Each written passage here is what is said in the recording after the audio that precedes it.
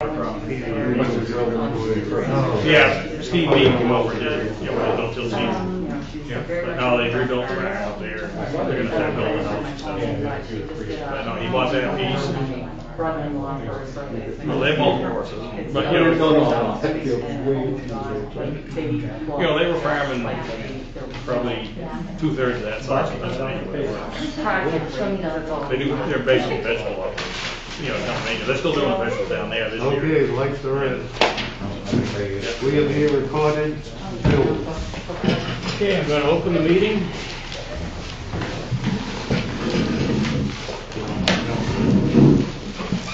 We'll start with pledge of allegiance.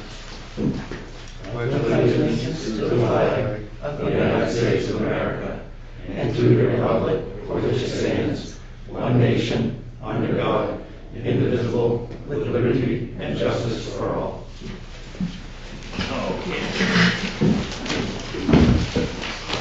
Just so everybody knows that we're expecting to have two people join us by Zoom. One of them is Mark LaGraw, he's our new member, fully sworn in. And the other one is Brent Newhouse, who doesn't know an office. We had a few changes over the past month with the planning board. I'm kind of rusty. I haven't been on this seat for a while. Have to bear with me. Authorized member associates to vote. Well, we don't have any associate members. Election of officers. Our chair quit, and I'm the vice chair, which is why I'm here right now. But we should today vote for a new chair and a new vice chair. Do I hear any nominations? I'll start with the chair. Any nominations for the chair? I'll nominate you for chair. Second. Thanks a lot. Second. Any other nominations? No other nominations. I guess it's. Who seconded that, please? I did. Ron Watson. Very. I don't think we have to vote, seeing as there's no other nominations. How about vice chair? Any nominations for vice chair? I nominate Mo. Want to be vice chair, Mo? Sure, I'll try it. I'll second that. Anybody else? Right. Nothing from the Zoom camp? No one else has signed in yet. So. But I think it would be a good idea if you voted on both of those. Okay, are they both on the Zoom? Brent and are they both hooked up to the Zoom? No, nobody's come in yet on the Zoom. Okay. We could put that off until later on. I could just run this meeting. Well, we have enough people to vote. Yeah. 1, 2, 3, 4. Yeah, we do. Okay. All in favor of me for the chair? Aye. Aye. All in favor of Mo for the vice chair? Aye. Aye. It carries in both. I could hear a motion for the adoption of the minutes. I'll make a motion to adopt. I'll second. Any questions, additions, changes to the minutes? All in favor of the adoption, say aye. Aye. Aye. No public hearing, no old business. The new business is going to be kind of shifted around because we're going to need 4 votes. Well, when they sign in, they're going to have to sign in before we can vote on it. They have to call in and they haven't done it. 1, 2, 3. Yeah, we can do this now. We're going to deal with the conditional use application of the Snake Root Solar Farm for it's on the Snake Root Road, tax map 4, lot 16-1. According to our use tables, which everybody should have in front of them, this is located in the C4 district, and it lists what's allowed, the principal uses for the C4 district, and it lists conditional uses. The discussion today is whether this solar farm fits the definition of a conditional use. in that district. And I would, yeah, right now, according to our zoning laws, this is outside the district, outside the use for the C4 district. Because it's too far away from Route 100. And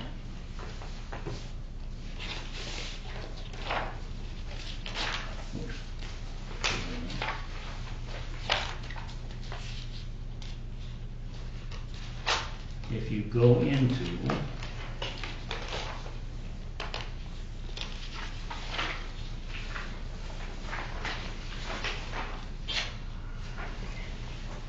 get into the booklet that's put together by Plymouth Engineering, on page 7, you'll see section 6. And they start talking about the conditional uses. And you can compare their conditional uses with the conditional uses that we've got in your standards in front of you. Does everybody have this page right now? Just okay. Yes. Everybody can read it. And I don't know if everybody's read the conditional uses in the booklet here.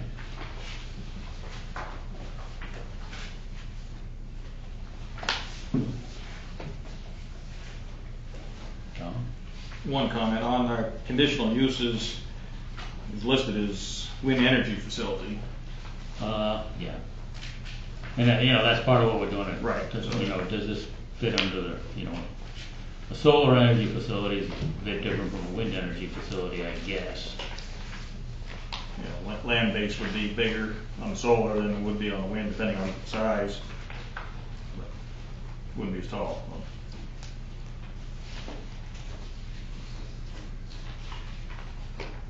Would it be helpful to have Amy Young, who wrote that, walk you through our logic and what was proposed there? Would it, everybody? I don't know if everybody's read the book. Yeah, I think that's a good idea. Yes, okay. That would be good.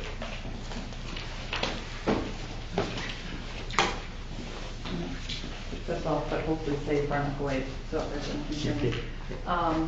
We've also submitted a conditional use application to the town in addition to the site key, the page key cited in the manual.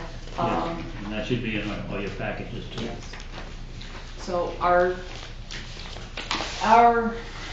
guess our impression is that this would be an acceptable conditional use because it is a power generation facility, which a wind energy facility is, and in the conditional use application as well as the section 6 on page 7, we've cited all the issues that could potentially or would potentially arise as a conditional use because this is not a principal use in this zone.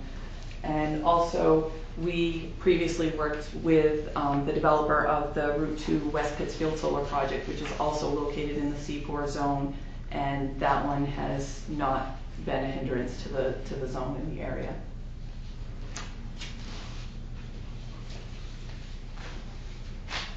The Route 2, that would fall in the overlay section, wouldn't it? The Route 2? It would.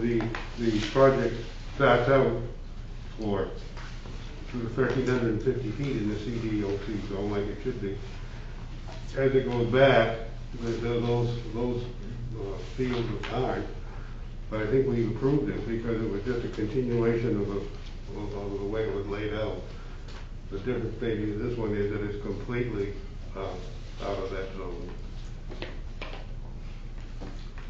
Yes, it would have been allowed in this zone if it were in the overlay within 1,350 feet of Route 100. But anyway, if you read the conditional uses that are listed, mineral exploration, extraction and gravel pits, daycare homes, Class A charitable benevolent associations, wind energy facility, communication towers, and meteorological towers.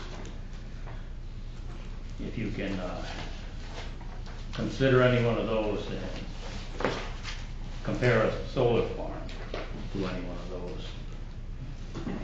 I don't know you can make a comparison or a contrast. And, that's what we're here for right now. We gotta get this issue off the table first. Ron? I'm kind of looking at this as, you know, is this going to have a significant detrimental impact on the area, right? Which is obviously what we want the usage to take into account. And in looking at the conditional uses, mineral exploration, extraction, and gravel pits, to me would seem to probably have a greater impact on an area like what is being proposed here than a solar farm. So to me, I would classify this under a clean energy facility similar to wind energy, and to me, it's an acceptable use. I don't see any reason why we couldn't do it, especially if we've done it in the past. And I understand that it's a little bit different case, but Yeah, it's a little bit different.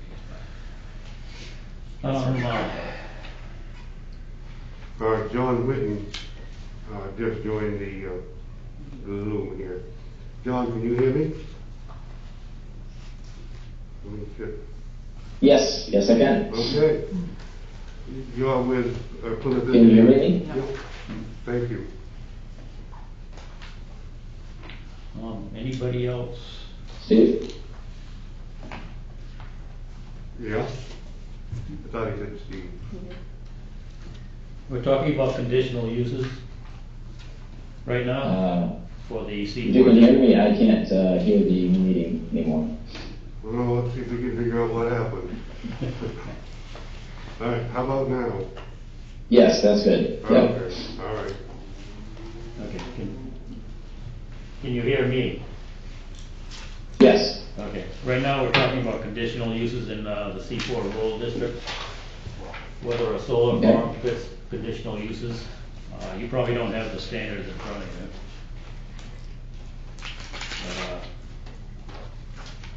you. We're trying to consider the impact of something that's outside of technically outside of the zone for its use. Can you explain what to?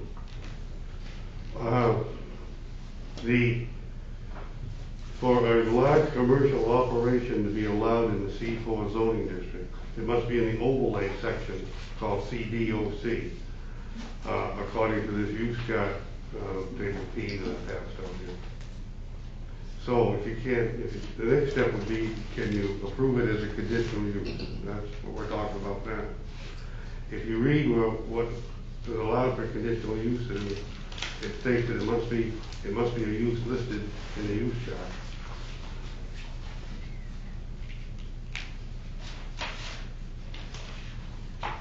Anybody else got anything to say about it? Roy, so your questions when you asked that are directed at your membership, not the public, correct? Or the I haven't been, development? but if anybody wants to pipe up, just raise your hand. Sure. Well, Parker Hadlock from Shinbrook. We were thinking that the siting considerations were actually really well directed at this generation in the use of this property, in that it's next to a railroad track. It's not within sight of other houses, and it's also not agricultural land that's taking out of production. So if I could just throw those in the bucket. And then I can also share with you, the last 10 years, I've spent a lot of time in the wind energy business. And I can tell you that a solar farm is a lot less impactful than a wind energy facility, both in noise and in sight. I'll just pass those data points on to you. A lot of this is already covered in this report. I don't know if everybody read it or not. It's got a lot of good information and a lot of what would impact the site. It doesn't matter because it does not actually impact the site all that much. What we got to decide is whether or not we've got something like just under 30 acres of solar fields, but I don't want to try to influence you in any way. But yeah, you can read the principal uses, and like Ron was saying, it doesn't really seem like a lot of impact for the solar. But okay, the bottom line is it's not listed as a use. That's why we're here right now discussing this matter we're gonna vote whether or not the conditional use is gonna be allowed, because we can't go to the site plan without voting this. Question. Right. So if we interpret the conditional use section as a, this is the standard and we can't, you know, it says wind, it doesn't say solar. If we interpret it that way, what are the options? Could we grant a special variance or something like that to still allow this to happen, or is that just like it doesn't say it so we can't do it? No, I think we can, we could allow it if we voted on it. If we voted for it, it could be allowed. And if you said something to the effect that you believe that it would be less of an impact than the allowed use of windmills, that this would be permissible, if you make, you know, if you agreed with Parker, what Parker said about it, you know. Okay. Steve, is it possible that in looking at this literally, that wind energy was taken into consideration without, ahead of solar's time, so to speak? Yeah. That solar may have fallen into this today? Yeah. You know, solar came into being. Right. After we sort of talked about windmills. Yeah. Do we have any more comments from anybody?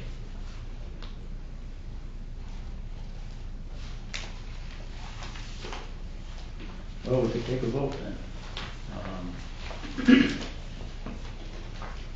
Like I said, right now I agree with Ron as far as the impact on the ground. And the other thing I'm going to say too, not every condition is going to be listed in this standard, because it's impossible to list all the possibilities. So that's why we're here right now. So ready for a vote? Well, can't vote. You're out here. All in favor of granting conditional use for the property, say aye. Aye. Aye. Do we have a specific motion on the floor yet? No. Oh, no, that's right. Somebody would have to make that motion, won't they? I'd like to make a motion to accept the conditional use application for Snake Root Solar LLC for a solar array farm at Snake Root Road, tax map 4, lot 16-1. I'll second that. Any more questions? All in favor? Aye. Aye. The motion will carry for conditional use, and now we can go on to, What, did you take the vote? yeah. We got Mo, Ron, All the total. The Tom abstain. Tom says King.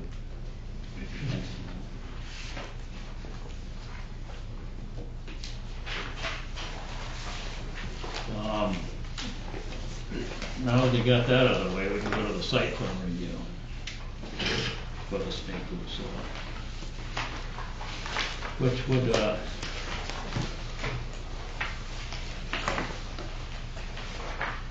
might take time.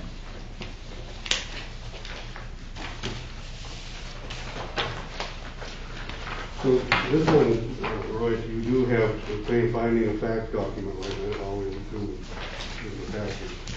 Yeah. I've got the end of this.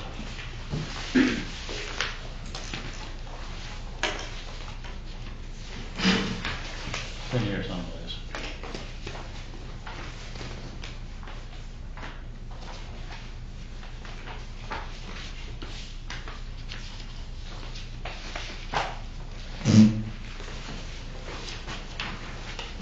Anyway, let's start with this site plan, which is usually a lengthy process, but I've got a feeling it might go a little bit faster because a lot of it is not applicable.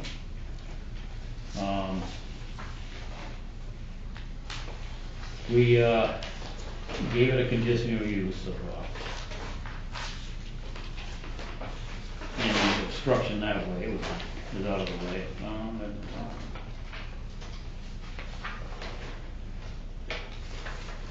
Do I have a receipt for the, do I have to sign something for the I do have conditional use?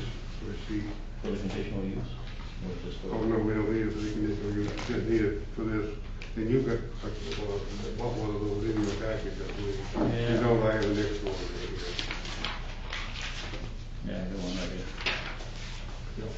There should be two, so we can give one to the applicant. Yeah. Okay, if anybody can't hear me, just tell me to pipe up. It's been a long day for me. I'm not gonna go into it, but anyway.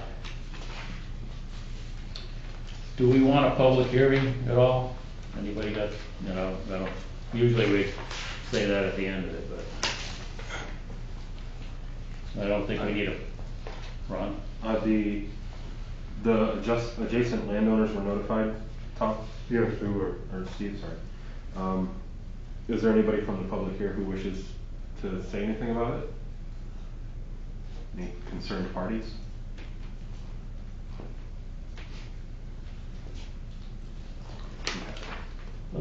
Yeah. We don't need a site inspection, I don't believe, unless somebody wants one. Application fee, It does say that they voted, the planning board voted not to hold, to check one or the other, but not to hold a public hearing on the whole one. So it's probably not vote for you.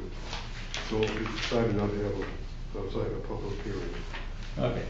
Yeah, usually I'll cover that at the end of it, but, I think this is pretty straightforward. But do we, all in favor of not having a public hearing, say aye? Aye. All in favor of not having a site inspection, say aye. Aye. Try to lick my finger with a mask. Application fees have been paid. If anybody feels we need a technical fee, I think we covered that last month in a lot of ways.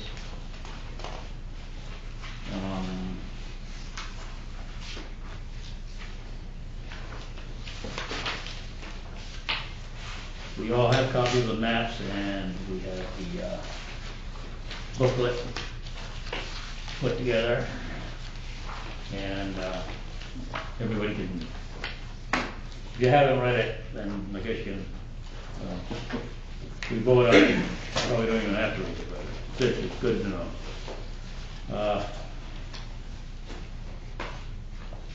It talks about the buffers in the package. There's no real,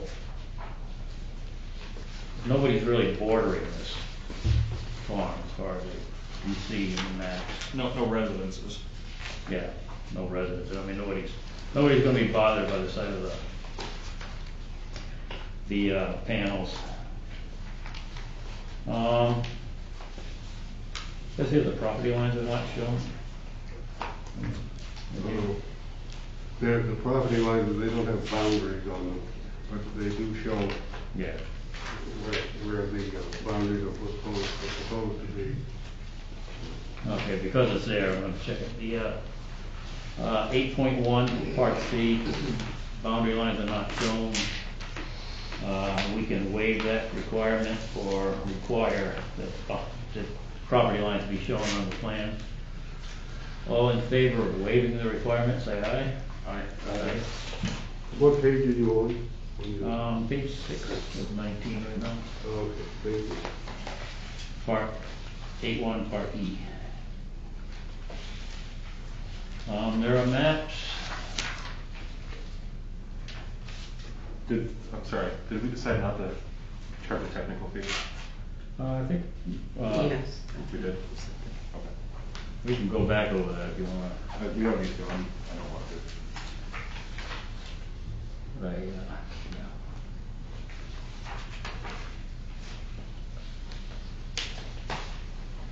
A small area, I'm on page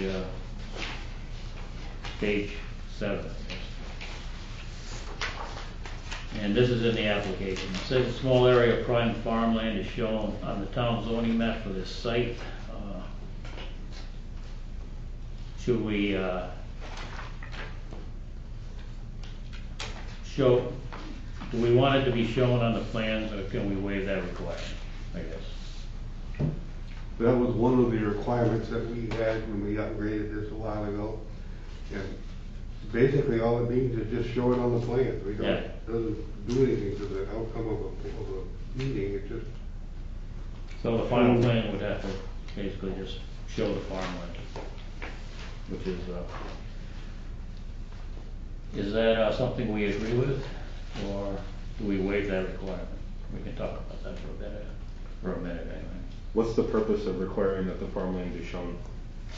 It was one of the things that we added when we updated our comprehensive plan and so forth, and it was determined that should be addressed where they are, where those chronic, but all it does is just say it is to be shown on the plans. It doesn't say Yeah. you can't build here because there's a farmland. Essentially, it's made to make you feel guilty. It doesn't change anything. Yeah. It just, I tried to change that years ago, so you had to do something differently, but can we waive that requirement, or do we wanna have redrawn plans, I guess? Waive the I make requirement? a motion that we waive the requirement. Actually, we don't even need a motion, but No. we can. Everybody agree, we waive the requirement? Yep. Um,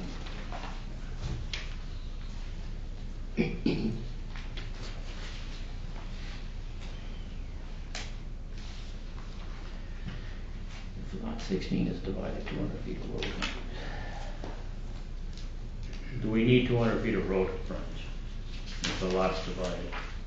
It's not really a, So we really shouldn't waive that one, and I think it does show it as 200 feet of road frontage, but. Right along Stinker Road, yeah. It was, one of them was a little foggy, so just so everybody would understand that you gotta have that 200 feet of frontage to divide the lot. Yep, we'll have it. in that case, we wanna require that the boundaries be shown on the plans. Does everybody agree? yes. Yes.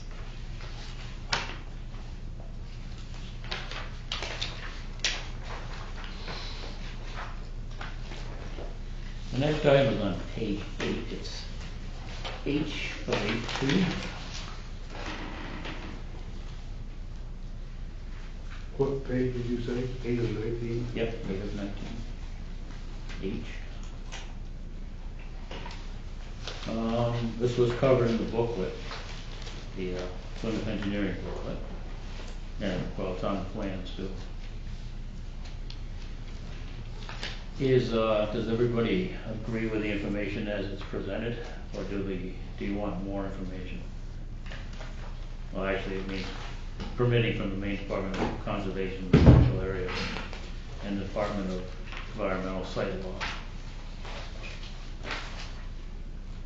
Maybe Kimbrough could explain here how many of those plans have already gotten in forest.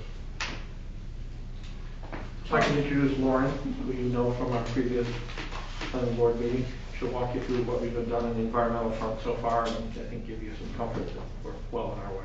So we have had the site survey. We're working through the Site Location Development Act permitting process with Maine DEP, as well as Army Corps of Engineers.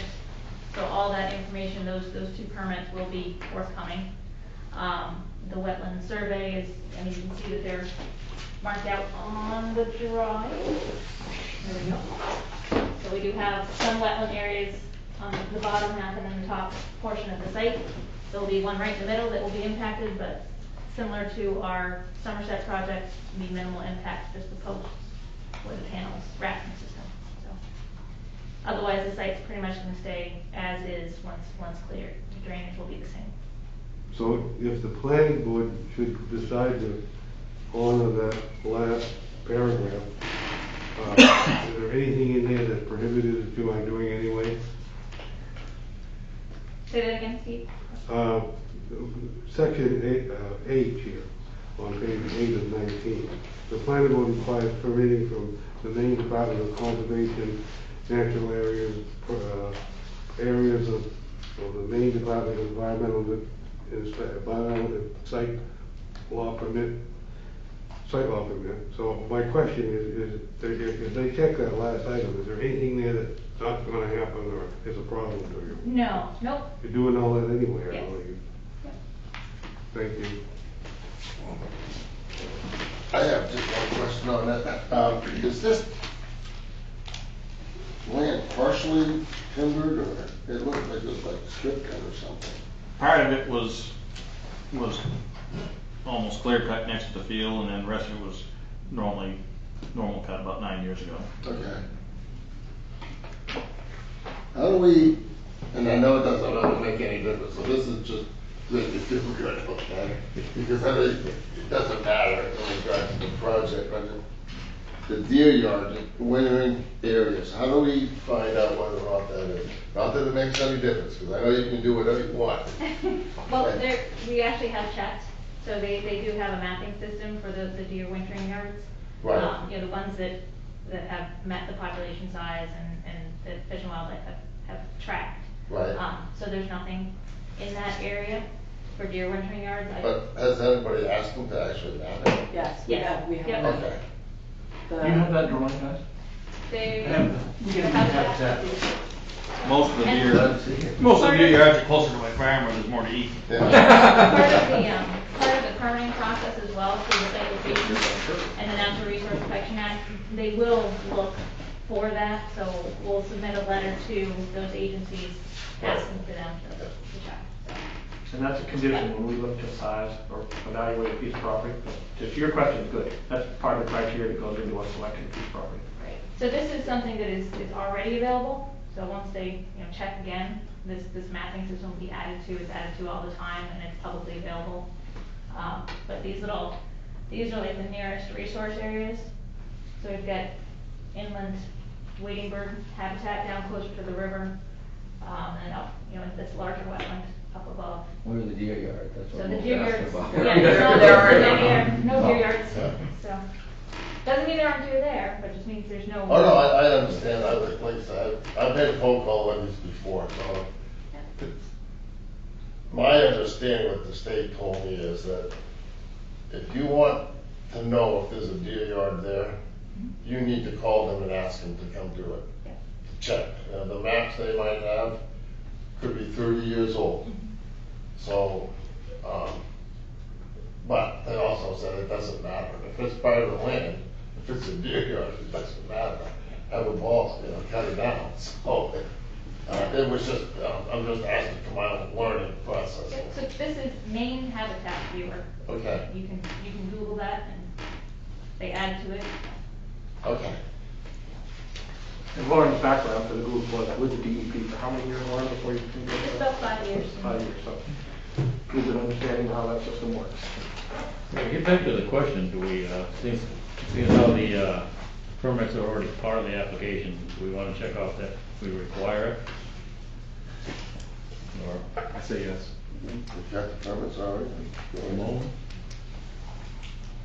H on page Yeah, I 8. know, I'm looking at it. I'm kind of torn about that, but Yeah, the permits are already there. the permits are there, so So, I mean, and normally it's something we would want to have anyway. the information is It's almost a moot point, but. sufficient. Well, I was gonna put down that we require the permitting because it is a moot point. Right, the permitting is in place or it's on its way? In process. Oh. Yeah, we should, I think we need to. All in favor of that one? Aye. Like I said, it's gonna go fast because a lot of it is really not. Stuff we have to consider. Are we getting votes from our Zoom member? Pardon me? Are we getting votes from our Zoom member? No, he didn't make it on. Nobody checked in. That was a presenter that was on earlier. Oh, okay. Up there engineering. I missed it. That's why I'm trying to ram this through, because if you gotta leave at 10 after 8, then I wanna make sure we get that. Let me see.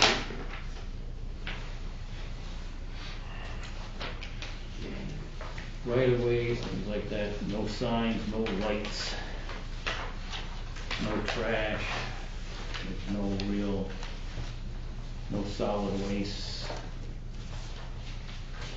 There's only access roads. Let's see, page 9, part J, on that page.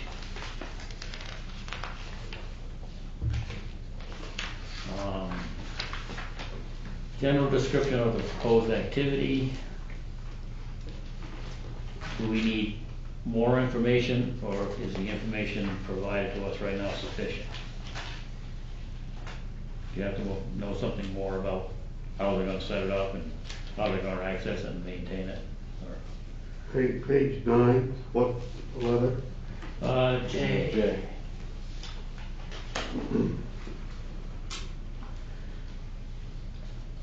It seems to me that the information submitted is sufficient. All in agreement? Aye. Mo, you too?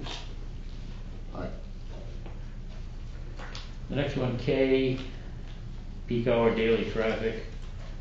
Do you need more information on that one too, or is it sufficient? Good. Sufficient.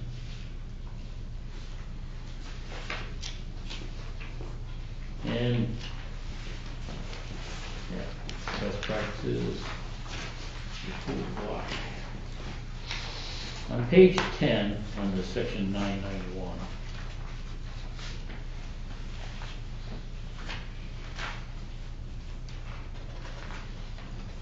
The utilization of the site, it covers everything basically in this paragraph, and it's the middle booklet. Do we want more information, or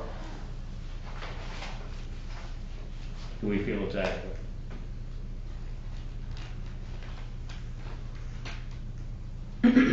Page 1091, utilization of the site.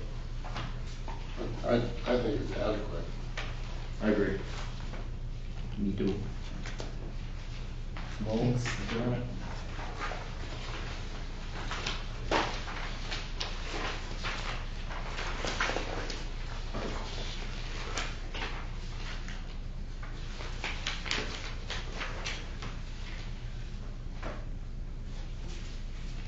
The applicant will assume financial responsibility for the improvements necessary to bring the level of service to this standard as written in this submittal. I guess what they're saying is, do you take their financial responsibility to make it work the way they want to? Is it good, or do you want to do we need a financial guarantee? We know where to find them. I think we're gonna trust them. Okay, I'm gonna say, we're gonna waive that requirement. I think we went over that in great detail last week.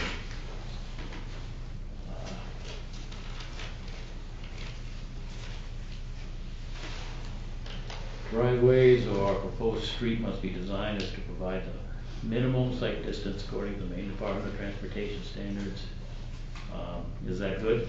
That's 9.3 on, again, on page 11. Sufficient. Sufficient. And it will require a driveway entrance Yeah. permit from the town of Litchfield. Points of egress and access and egress must be located to avoid hazardous conflicts with existing turning movements and traffic flows. Is the information sufficient on that? There's not really a whole lot of traffic. I don't think we need a stoplight out there. How's it pulling in there? I don't care. Alrighty, then we're down to part E under 9.3 on page 11. In lot frontage on two or more streets, the primary access and egress from the lot must be provided from the street where there is less potential for traffic congestion and for traffic and pedestrian hazards. Access from other streets may be allowed if it is safe and does not promote shortcutting through the site. Do we have sufficient information on egress and access Yes. from the maps. I think actually I should have just said that one was NA. Yeah. But I didn't. Considering where it's located, I guess, but it's on the sheet. The other one too is, the applicant is responsible for turning lanes and traffic directional islands and things that don't really make a difference. I'm gonna say that's, planning board considers the above is not needed, unless anybody disagrees.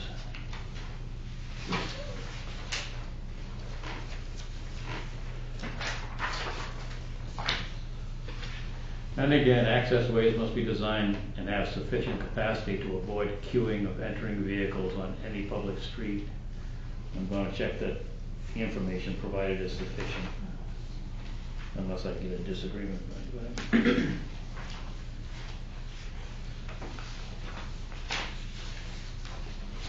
Going on to page 13, clear routes of access must be provided and maintained for emergency vehicles to and around buildings, and must be posted with appropriate signage. I don't believe there's gonna be a building at all on the site. There's just gonna be panels and inverters. I'm gonna check sufficient unless I get a, what are you doubting it?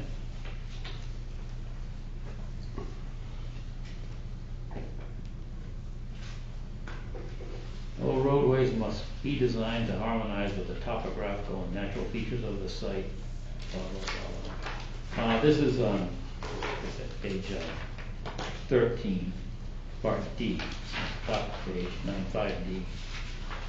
Does anybody have any objections to checking that sufficient information? No objections, it'll be sufficient.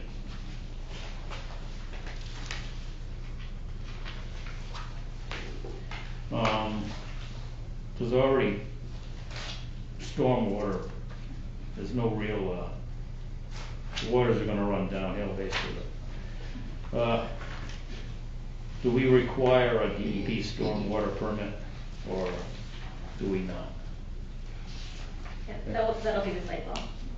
It'll be there anyway? Yeah. Due to the size of it. Then I'll check it's required because it's gonna be there anyway.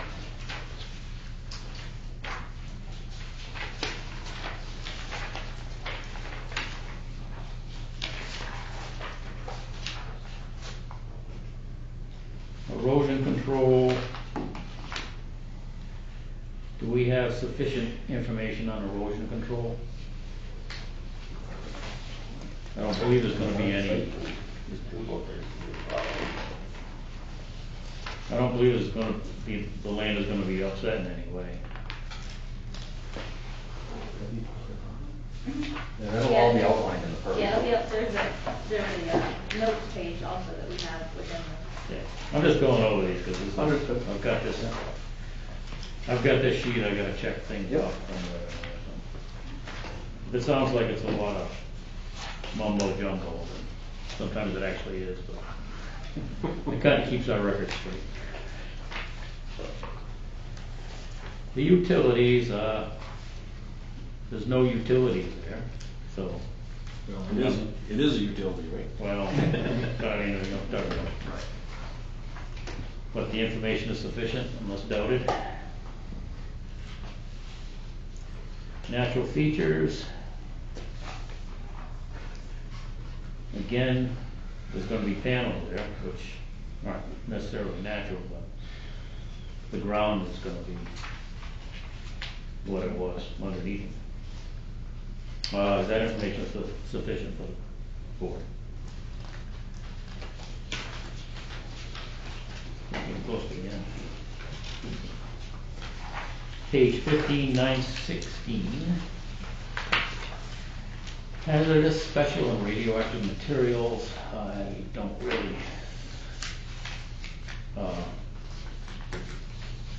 That would have been covered.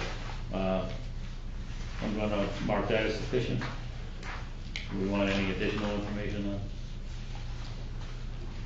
And sufficient was noted. Technical and financial capacity.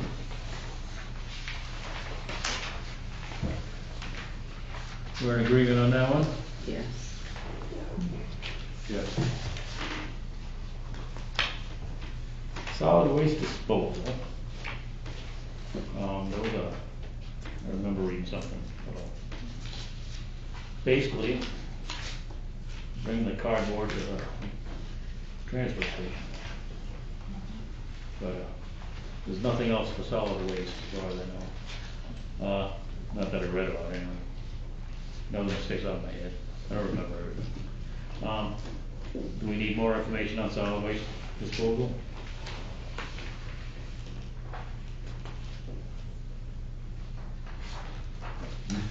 See you reading up on it. No. So, Adequate. good. Floodplain management.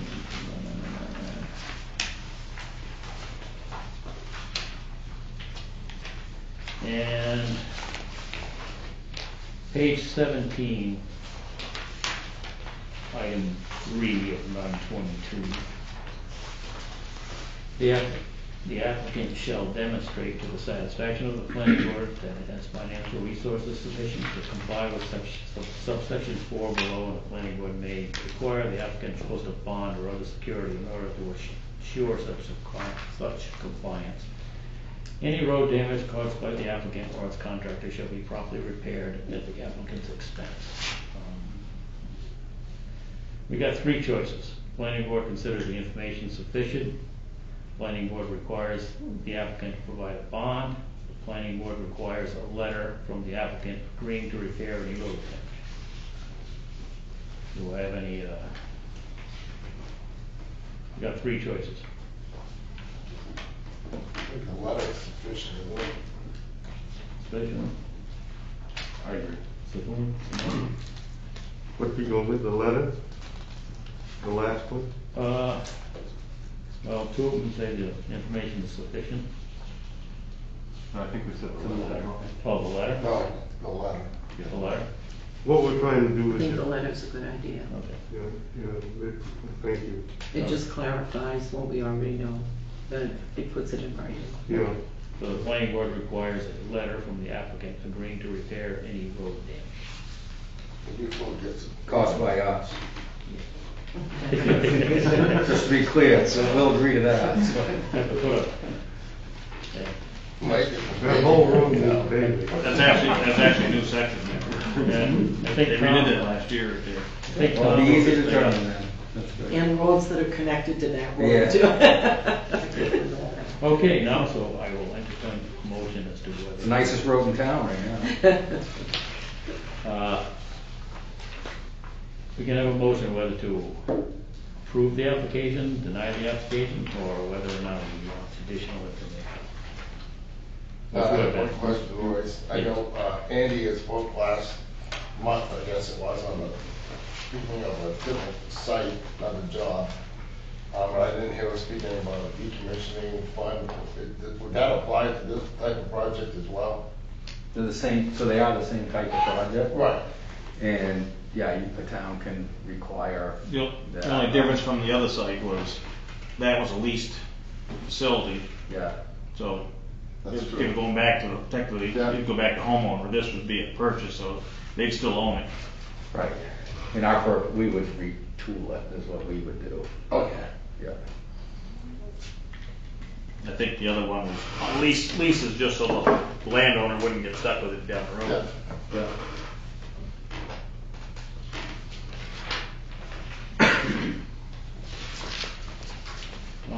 We do have some items where, Did we review 10.4.2?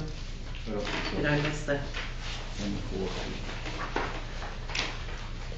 on page 18?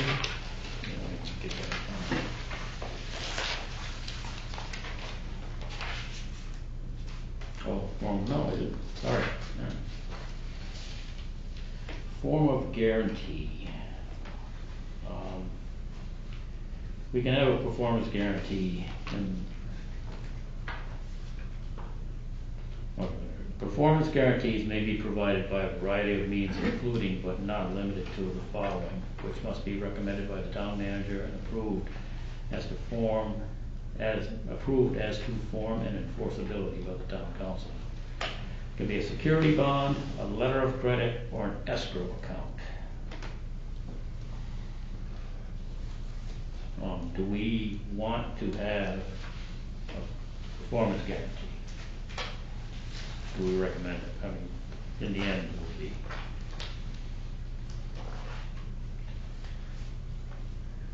We can recommend it. I don't see where the improvement guarantee is required. They don't know where any lives. That's right. I was thinking the same thing. The planning board finds that an improvement guarantee is not required. Does everybody agree with that one? Yes. Yes. We've got some conditions which aren't really major conditions because they're all part of the plan anyway. So can we just approve this with the conditions that are noted on this application? Sure. Which is the same thing as saying we're okay. So, the motion I'd be looking for is the application is approved with the additional information required, which is the information that's already going to be included on the plan anyway. It's a technicality right now. So you could make a motion for that, or we got three choices. Approve with no conditions, deny it, or approve. I make a with- motion that additional information is required only because we do have those items that are left open. Anyway. Have a second? So Simone, just to make sure I understand what you're saying approve with the additional conditions required. Right, just, those things that are still incomplete that we need to have. I'll second that. Any more discussion on it? We don't have to come back and vote on it again, right? No. Well, we're gonna vote on it now, so. Right. So, and then we're gonna do the other two things we skipped, so, because Ron might be leaving town here. I'm not leaving town. 15 minutes. I'm not going anywhere. You could write in there if you wanted to, that it's approved, subject to the conditions checked in the fact finding of facts officer. Right. I think that's what the motion was. Yeah, that was Yes. the motion.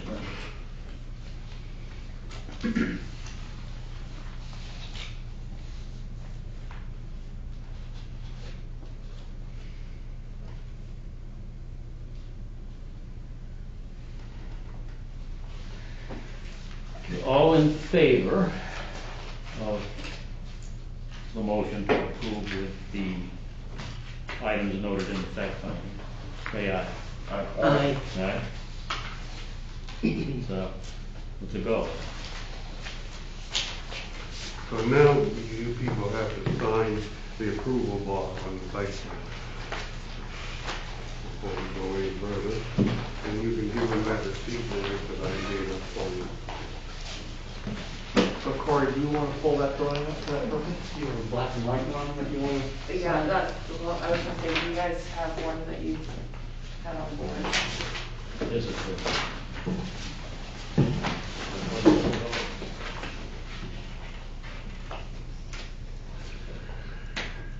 Well, it's one on the last page. Yeah, no, it's that one right there, and it talks about checking it off here.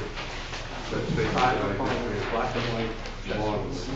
We got it. That's the one.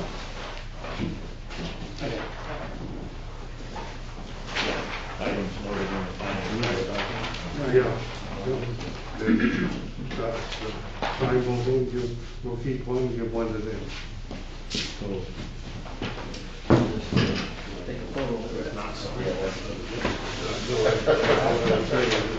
Thing disappeared.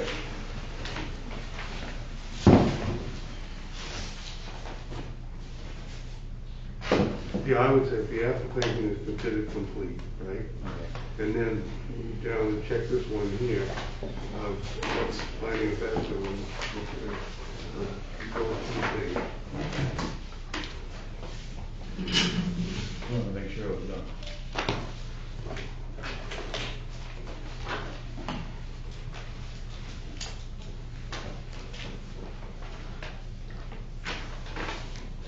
The other one.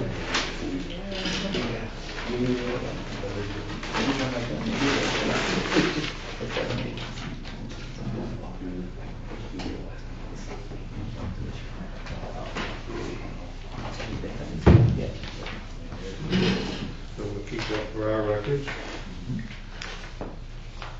Who from Timber wants the seeking approval? Everybody points it Everybody points to everybody else. Corey's in charge. Thank you. Done the record. Thank you. You need to sign this one now? We gotta sign the Do we need to sign that drawing up there? Yes, the signing one needs to. Should I be signing that one too, or not? You guys need a pen? I don't know, does, Don have to sign it too? Or I didn't vote on it, should I be signing it? Steve? Or I didn't vote, should I be Yeah, signing you it? shouldn't sign it. No problem.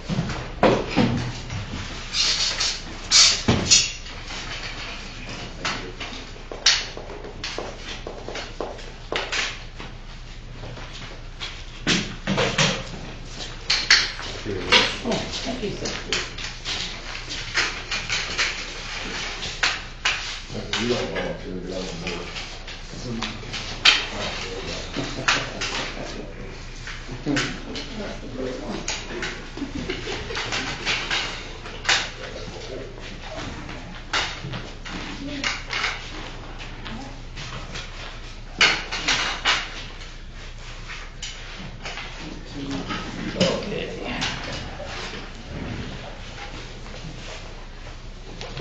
One more.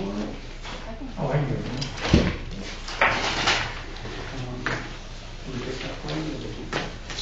Straighten out what you're like, yeah?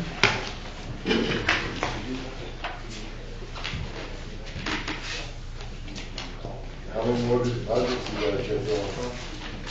I think that's for their records. All right. Thank you. Royce, thank you for efficient deliberation. And all of you, thank you very much. And for those of you who had to wait for the flop in the schedule, sorry to put you through that. Thank you. Yeah, we got it done, I had to get it done while I had enough people in the room to vote. Appreciate it. Those of you who interrupted a nice summer evening to get a quorum, thank you for that. Okay. Thank you. Thank you. Okay, next item on the agenda.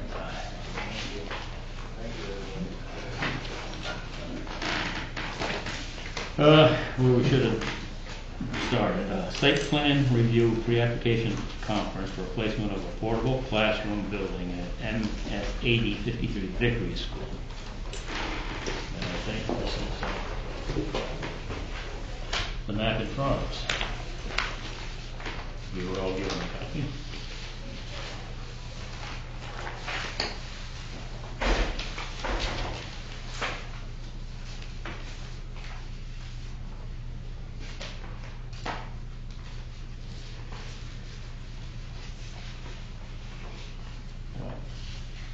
Does everybody see and understand this? Can somebody speak about it? Yeah, I'm happy to speak about it. That would be good. So my name is Sarah Allen. I'm here representing MSUD 53 Vickery School. I'm the principal at Vickery and Manson Park.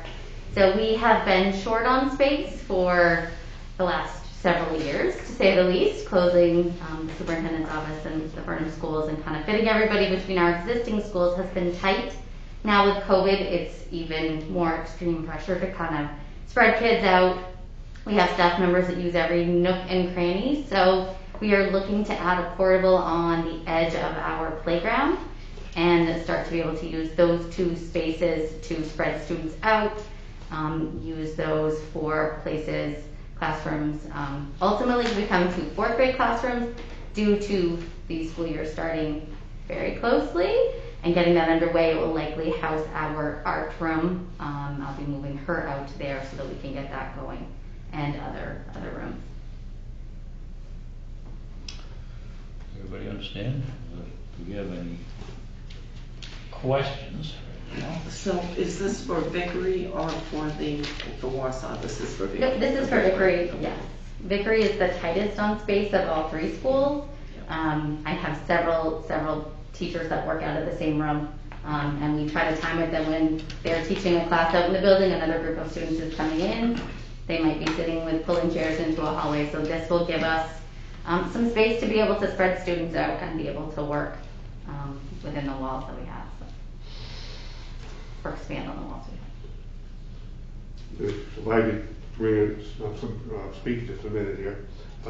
The purpose of the pre-application meeting is for the applicant to ask the board what they might have for requirements. There's no vote required, is there anything like that? Just a chance for the applicant to talk to the planning board. And I do have one little larger print here, if anybody's having trouble reading that plan, get this plan here. For older eyes, such as myself. Is there gonna be anything besides electric power to that building, or that's it? They'll need power, they'll need sewer, they'll water as well, and LP gas for the heaters. And those are all right in the vicinity, about 100 feet away. They're kind of, all of those utilities currently are between the Vickery building and the first classroom that's nearby. So we'll have to run across that parking lot with those utilities. What's You can see that we have the 2 other existing portables. They've been there for years. Tap off those. Well, not necessarily. Shows you the lines run right between the portable classroom and the building itself. Right, second page. Yeah, we haven't, the water department has tried to find the water. To my knowledge, they haven't quite found the water line yet. We're trying to figure that out. And I guess we have the option of either tying into what you might call the main line, or else maybe tapping into the service line that already comes to those classrooms. So we have been in communication with them. And power, I assume, will come overhead from the utility pole that's kind of on the left side there.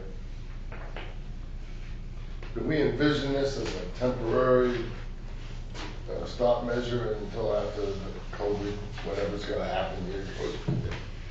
It is, my goal is that it will last longer. It will be, we had the chance to purchase, I should say, a used older version. It was only going to buy us a couple of years, so we went with an option that would give us a little bit of time.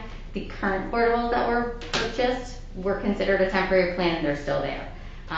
So we are hoping that this will help kind of get us through this point and then allow us to bring, currently our Warsaw house is our library. It would offer us that flexibility to have more space that way.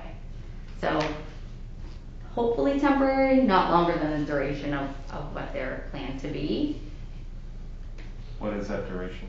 I believe it's 15 years.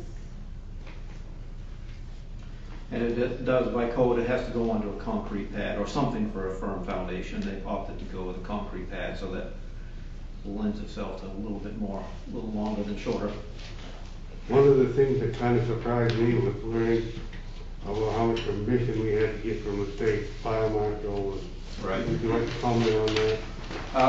Yeah, I spoke to the fire marshal to confirm what's required. And by the way, I'm Randy Butler with Deer Road Engineering, based out of Fairfield.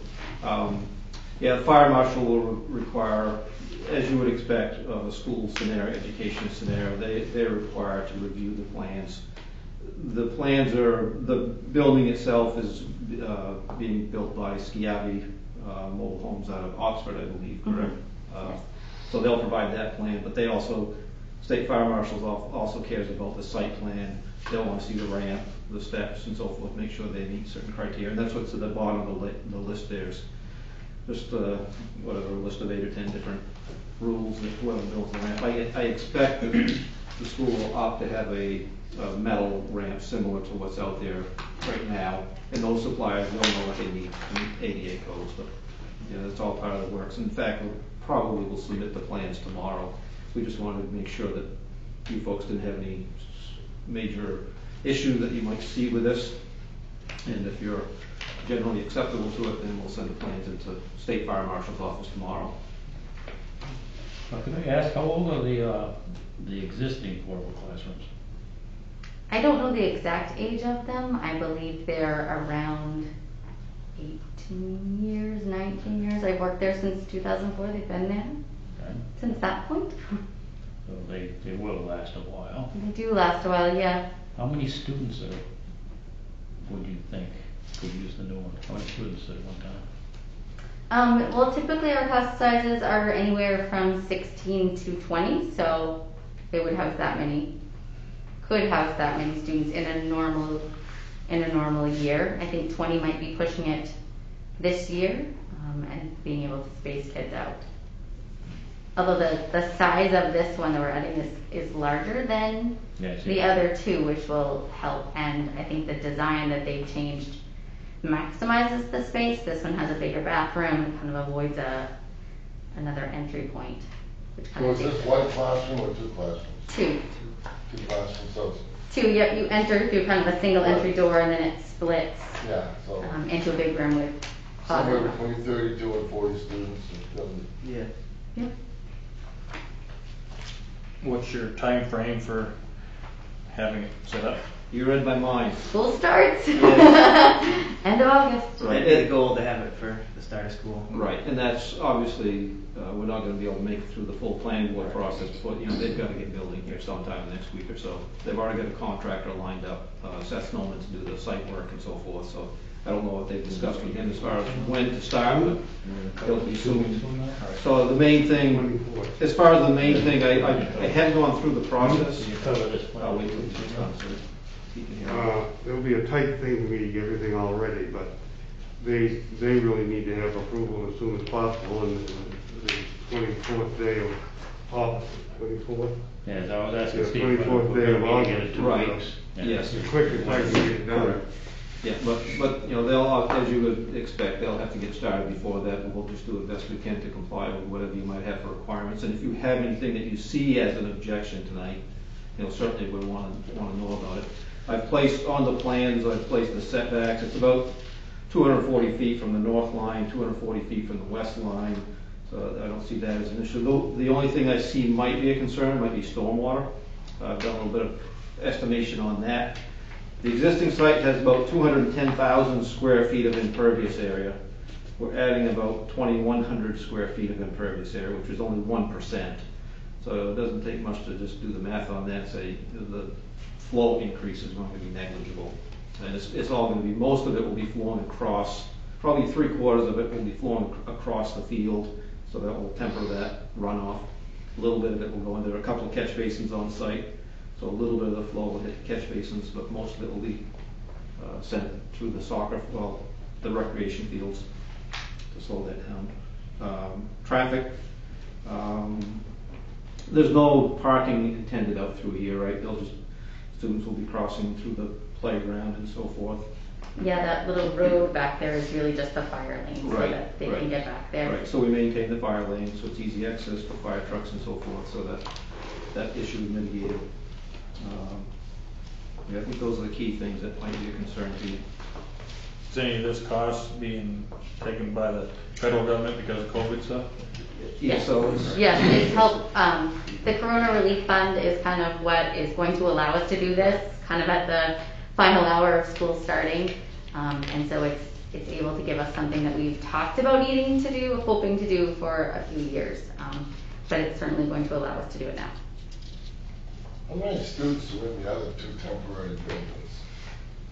There are, last year it was an art room, a 3rd grade classroom, and 2 4th grade rooms. So off the top of my head, I don't know the exact numbers that were in there, but Rough number. roughly 20 per class max. So that'd be And they each have one classroom or two? in all 4, because there's two buildings, 2 classrooms per building. Right. So that would be anywhere from 16 to 20. So we're now housing, you're saying 120 students in temporary buildings? Nope, in those 2 buildings, that makes 4 classrooms. So Right. there would be a max of 20 students in each room, so that would equal 80. 80 plus 40 more. The new one. In the new one, yes. 120. But it allows, so I will move art out there. I now have all of the 4th grade are going to those other portables, so it'll allow art classes to keep going instead of having to put art essentially on a cart. Right. It opens up, I'll be able to shift staff members around so that there will be kids working in different rooms. So a room that was used for guidance groups, social work, the music office, the assistant principal's office will be able to be spread out within the school that way. So it'll vary out there, but they will be no more than 120 if that's what you're asking.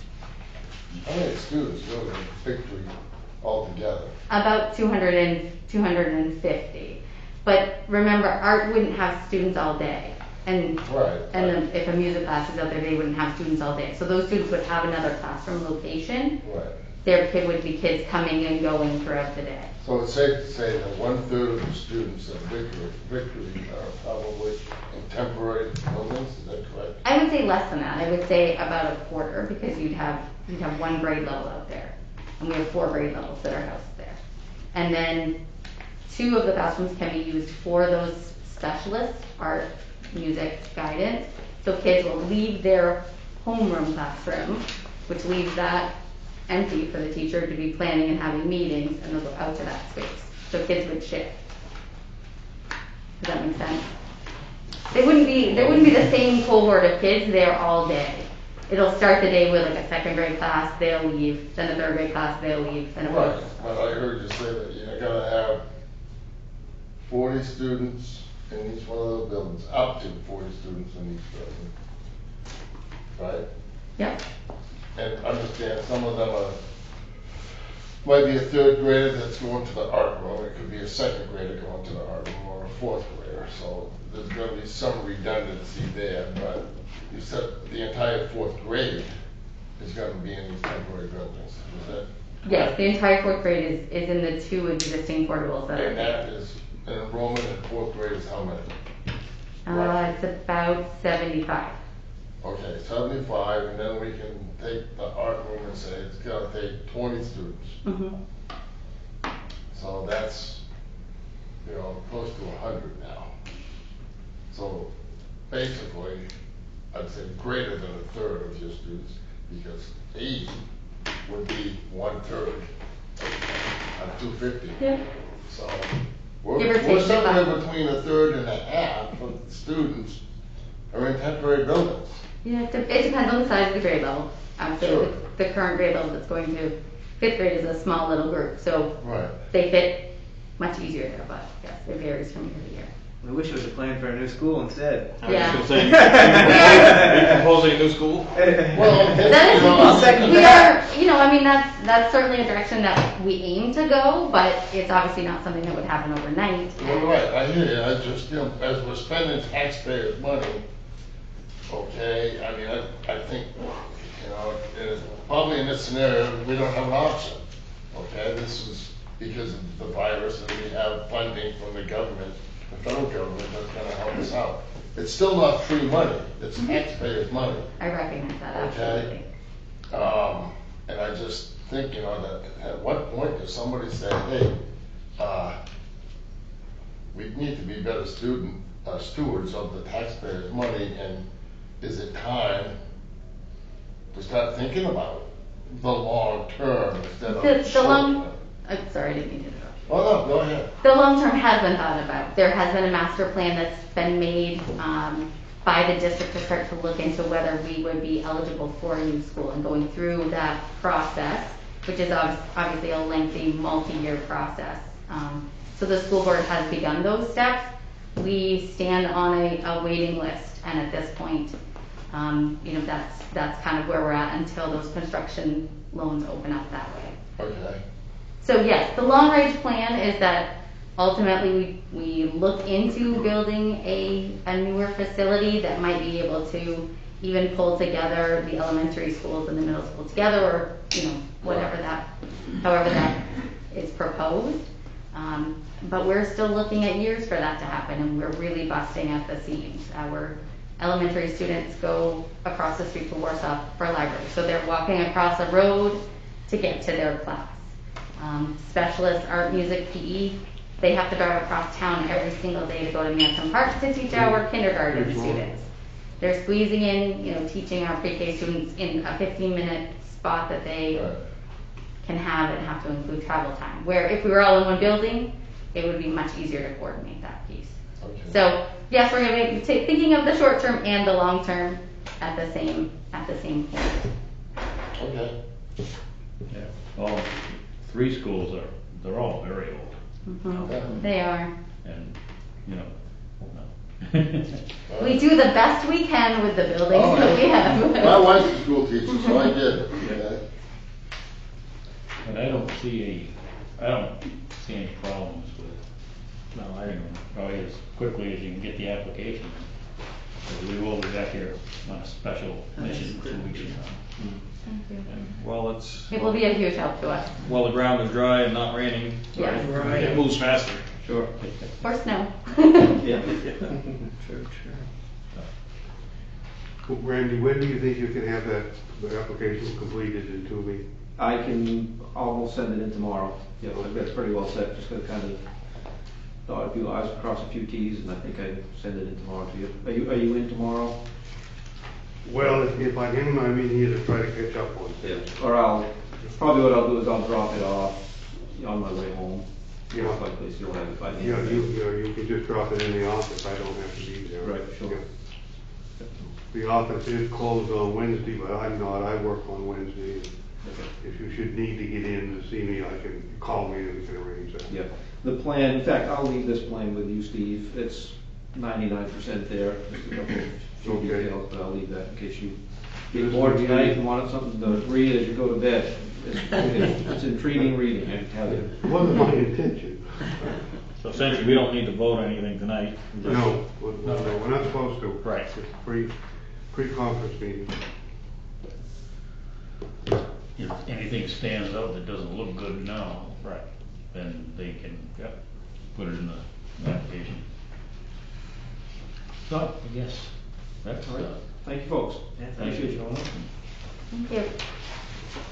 And we'll see what we can do 2 weeks from now. Very good, thank you. Okay? Much of a change, just maybe 2 notes that might change. Yeah, all right. You've got a site plan for an addition to Walpole? Yeah, I guess they decided not to come. No, because I was gonna say, we didn't have anything in our package on that. No. No, we didn't. No, we didn't know either one of these, Hey Steve, yeah. Steve, this is John Whitten with CES. I'm logged in to talk about the Walpole project. Oh, cool. Oh, okay. I was under the impression we had a different engineer involved. Well, yeah, Sean Thesis, he's over in Manston tonight with another project. So. Oh. Okay, well, go for it, will you? Okay. So it's my understanding that the board doesn't have any plans to look at. Is that correct? Right. That's right, we don't. Okay. At this point, we're not even sure what building, but you probably can confirm Okay. that. I could share the screen if that was appropriate, but basically it's Walpole outdoors. They have an existing warehouse in the industrial park right at 202 Industrial Park Street at the corner of Perillo Drive and Industrial Park Street. They're looking to add on about a 60-foot addition on the south side of the building, which is about 9,000 square feet, just to expand their existing use of the building and put a couple extra loading docks on the end for truck loading and unloading. So the expansion would go over existing gravel area, so it wouldn't increase the impervious area of the site. And they don't expect it to have any new demand or expanded demand on the water or sewer to the building. It'd just be extending electricity and such into that part of the building. No real change to utilities.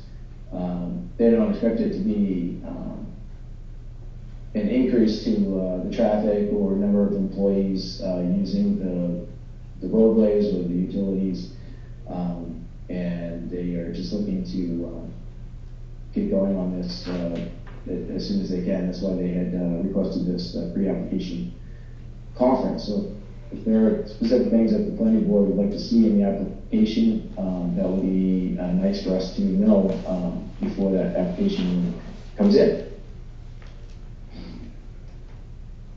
The setback's okay? They're gonna get too close to the. That's what my question would have been too. Too close to what? Well, just the setbacks from the building to the property lines. Well, we, you know, I won't know until Okay. we got planned, but, I have had conversations with, Mr. Walker, Parker Walker, and explained to him the setbacks and so forth, so. Yeah, so the expansion is into the middle of the site, so it's going to be no closer to either road than the building is now. It's to the south side, which is away from Willow Street and along Industrial Parkway. Property lines are okay, setback from the property lines. Until, I don't know, because I haven't seen what they're. Is there a lot between that lot and the medical waste lot? I'm just trying to. I don't think so. Okay, I'm trying to think. So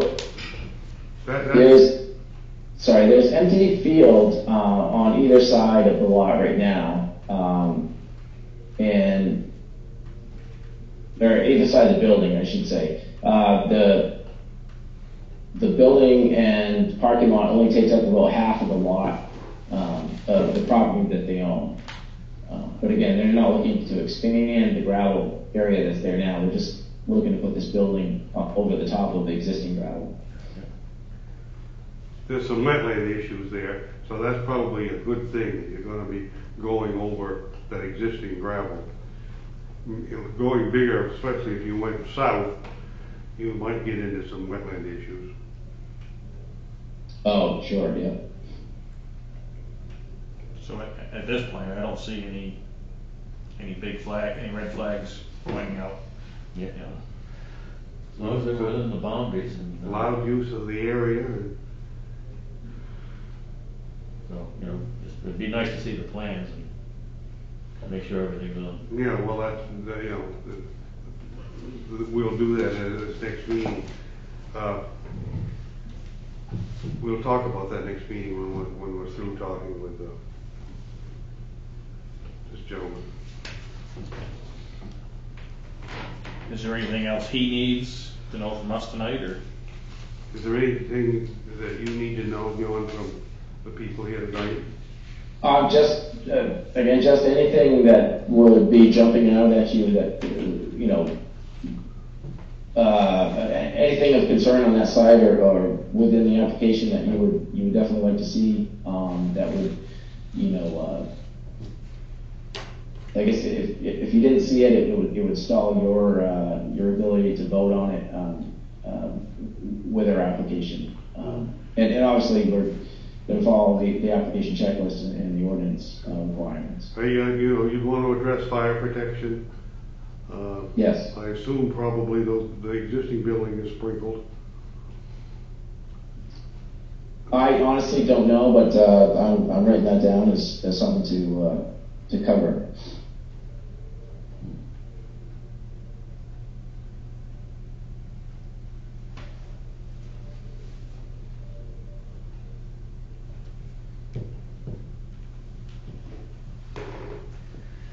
So it wouldn't put any more restraint on the utilities at all. Yeah, that's a good thing to know if it has sprinklers. Are you're not putting in bathrooms or anything like that in it? Correct. No, it's just a more storage space and undercover loading area is really my understanding of the expansion. So again, they're not looking at increased use of number of bathrooms or the gallons of water needed per day. So. The only issue I could see if it does require a sprinkler system is the pipe leading to it large enough. I almost would suspect it would be because of the fact that is an industrial park and designed to so house that type of business.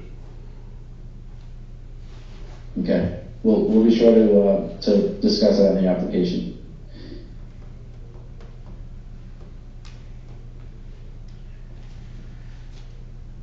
I can't think of anything that jumps to my mind right now. For problems. Traffic flow, I don't know, is this gonna increase the traffic flow by allowing you to produce more product, or? It's my understanding that it's not to increase the traffic. It's basically to better protect the loading areas and get more loading areas undercover, and just have a little that they don't expect to see much of an increase at all in the number of trucks coming and going to the site. We'll be sure to discuss that in detail in the application. Yeah, the application has a lot of information, and if you can satisfy that information, it'll be okay. Okay. Okay. Well, I am good if you guys are good. I appreciate you allowing me to log into the meeting. Is your schedule such a way that you need to go before the meeting on the 24th, or can you wait till our regular September meeting? I know they were pushing to get in as soon as possible. At what point, where would the cutoff be to get in on the meeting on the 24th? Well, this week, Wednesday, I need the information. Okay, so I will pass that along, and if you don't see it on Wednesday, then we will wait till the September meeting. Okay.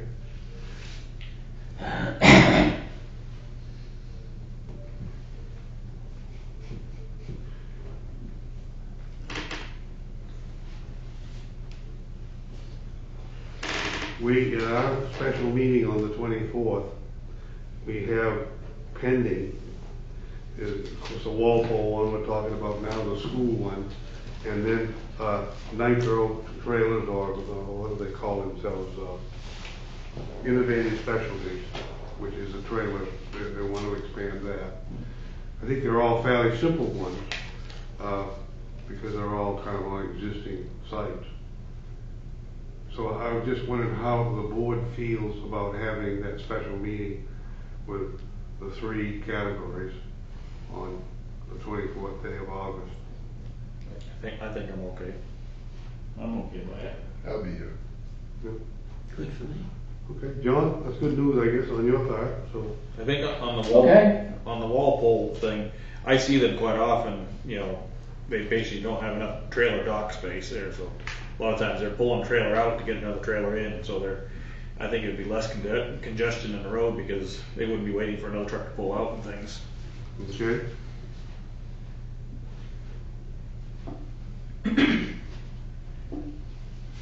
It's going to be, it can be done by the 20th.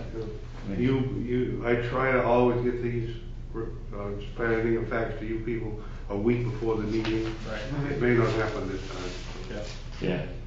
Well, if we can do it, Maybe a few days short of that. Now, next month's meeting would normally be on the, let's see, I was looking at that. Well, we got a holiday to contend with, usually Right. these things are. Right, that's what I was looking at. It would be the 14th of September. yeah. Oh, that's right, okay. Labor Day is the Yeah, 7th. that's fine. Labor Day's the 7th. Labor Day really didn't affect it too badly this year.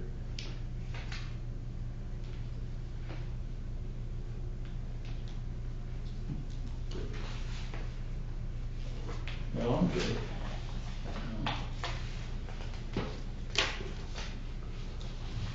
I guess we're all set, huh? Yeah. This other paper that we had in the meeting, We'll discuss that. I've got to move, yeah. Okay, now we can move to the letter from the council. John, you all set with us? I am. I will hang out. Thank you very much. Thank you for spending the time. Yep, thank you, bye. Dig through my stuff and find a letter now.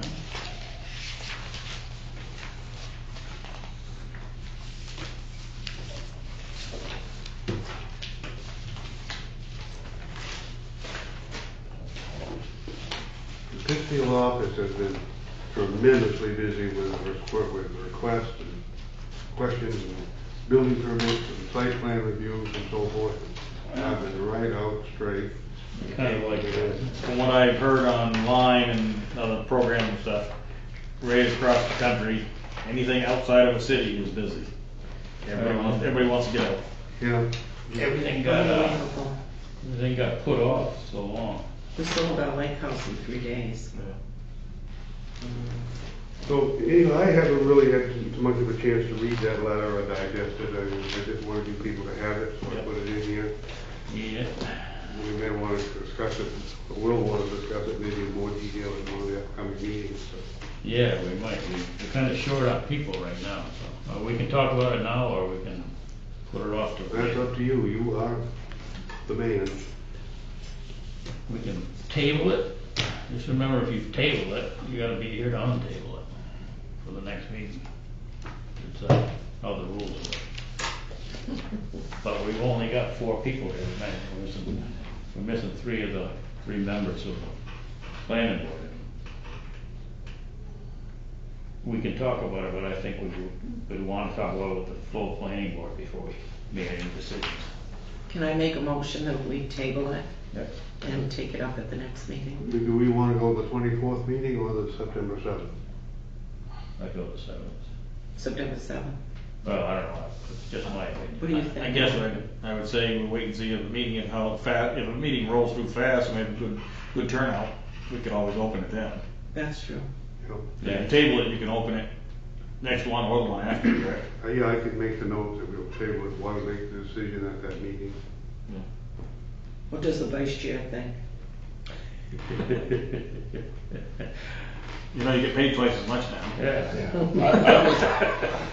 I was more to spend 5 or 10 minutes, and not that we're gonna get anywhere, but just kind of float it and, you know, get some talking points out, and those that are here, they can chew on it till the next meeting, whenever we're gonna discuss it. But there are some things in here that you know, it's like, we talked about some of this stuff already. Yeah, we've been kicking them around quite a And, I guess, I don't know, so maybe Steve or somebody can tell me, because my understanding is that there's like 2 different economic growth committees in town.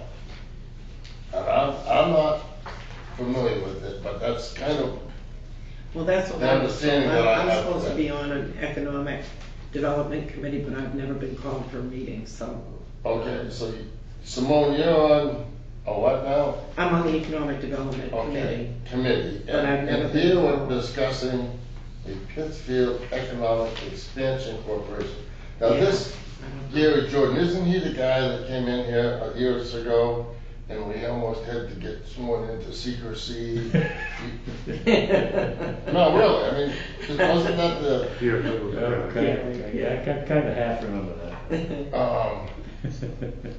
So what's when he's providing input, what is the official capacity of that? That's still a private group, correct? There's nothing, as I understand it, it isn't anything official to do with the town, it's an independent. So they can make suggestions, but they're not officially town sanctioned? Yeah, kind of, but I mean, they can find businesses to bring into town.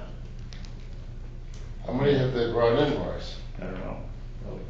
I don't know, where did the Dunkin' Donuts come from? I don't know. I wonder if that had something to do with that. I don't think that it did.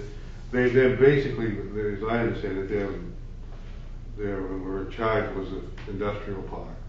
And they might have got some of those businesses in. Okay. They were charged by the town? Pardon me? They were charged by the town with the industrial park? Yeah, that's what I know.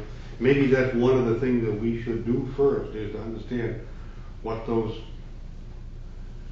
what those committees are. And what is the Economic Development Committee doing? Who are they? Where, you know, what are we doing to help this town grow? They call themselves PEETS, P-E-T-S, Right. P-E-T, to P-E-E-T-S. So, No, I was just asking those questions because when we're dealing with them, I want to know what's their official capacity, and the town has this other committee that they're not utilizing. Why are we not utilizing this other committee? And if there's... Good question. I've thought about that. Matter of fact, I asked Catherine about it once. She really didn't give me an answer I could understand. I mean, because down here in this part of this, the second paragraph, down here too, he's talking about housing, and we discussed this a little bit. We touched on that, and I think at some point, we as the planning board are probably going to have to look at the town ordinances and the zoning, and we may need to find some area, maybe out in Snake River, but somewhere we can hopefully get some developers in to build some homes. There are any homes. He's correct. There's nothing for sale in town. I've on several occasions have met young people, professionals working at the hospital or at the medical place across from Hannaford's up there, and I asked them, just making conversation, that they've moved in, that they're newly employed. You ask, where do you live and so forth. Oh, I just got here. Well, where do you live? Oh, I bought a house in Palmyra. I bought a house in Newport. Why did you not buy a house in Pittsfield? And you get two different answers. The mill rate's too high, or there's no available housing. Yeah, I know the housing market is down quite a bit. did I tell you that HEP Energy has bought all of the lots up in the Layton subdivision, all of the empty lots? They told me.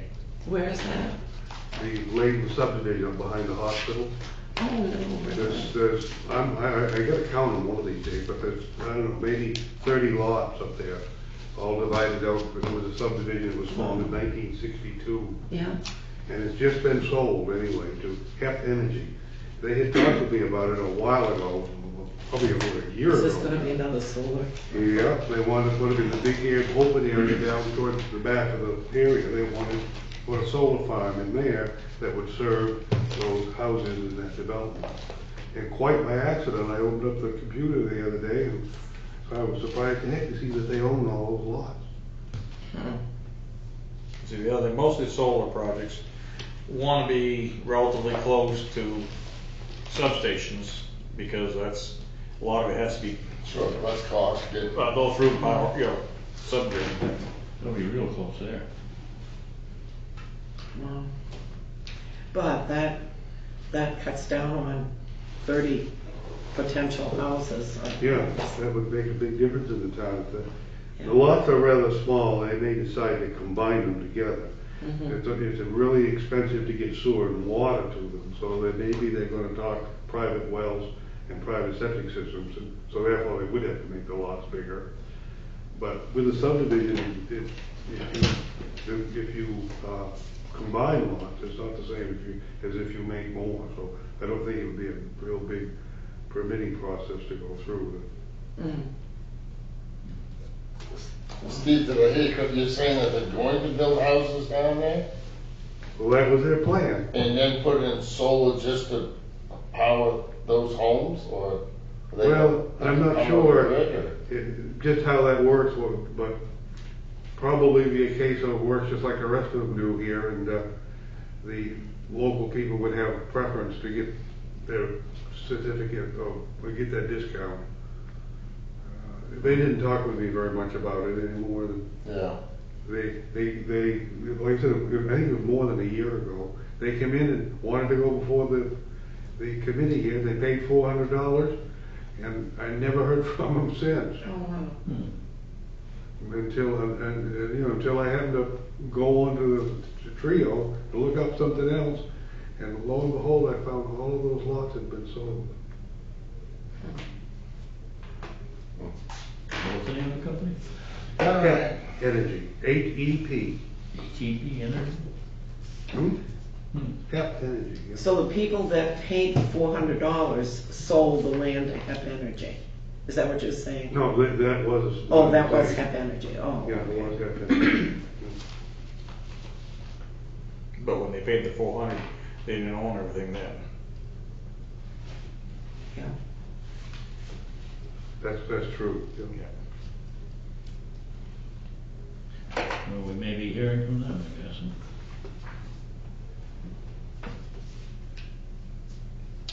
So, anyway, yeah, the letter does kind of raise some questions.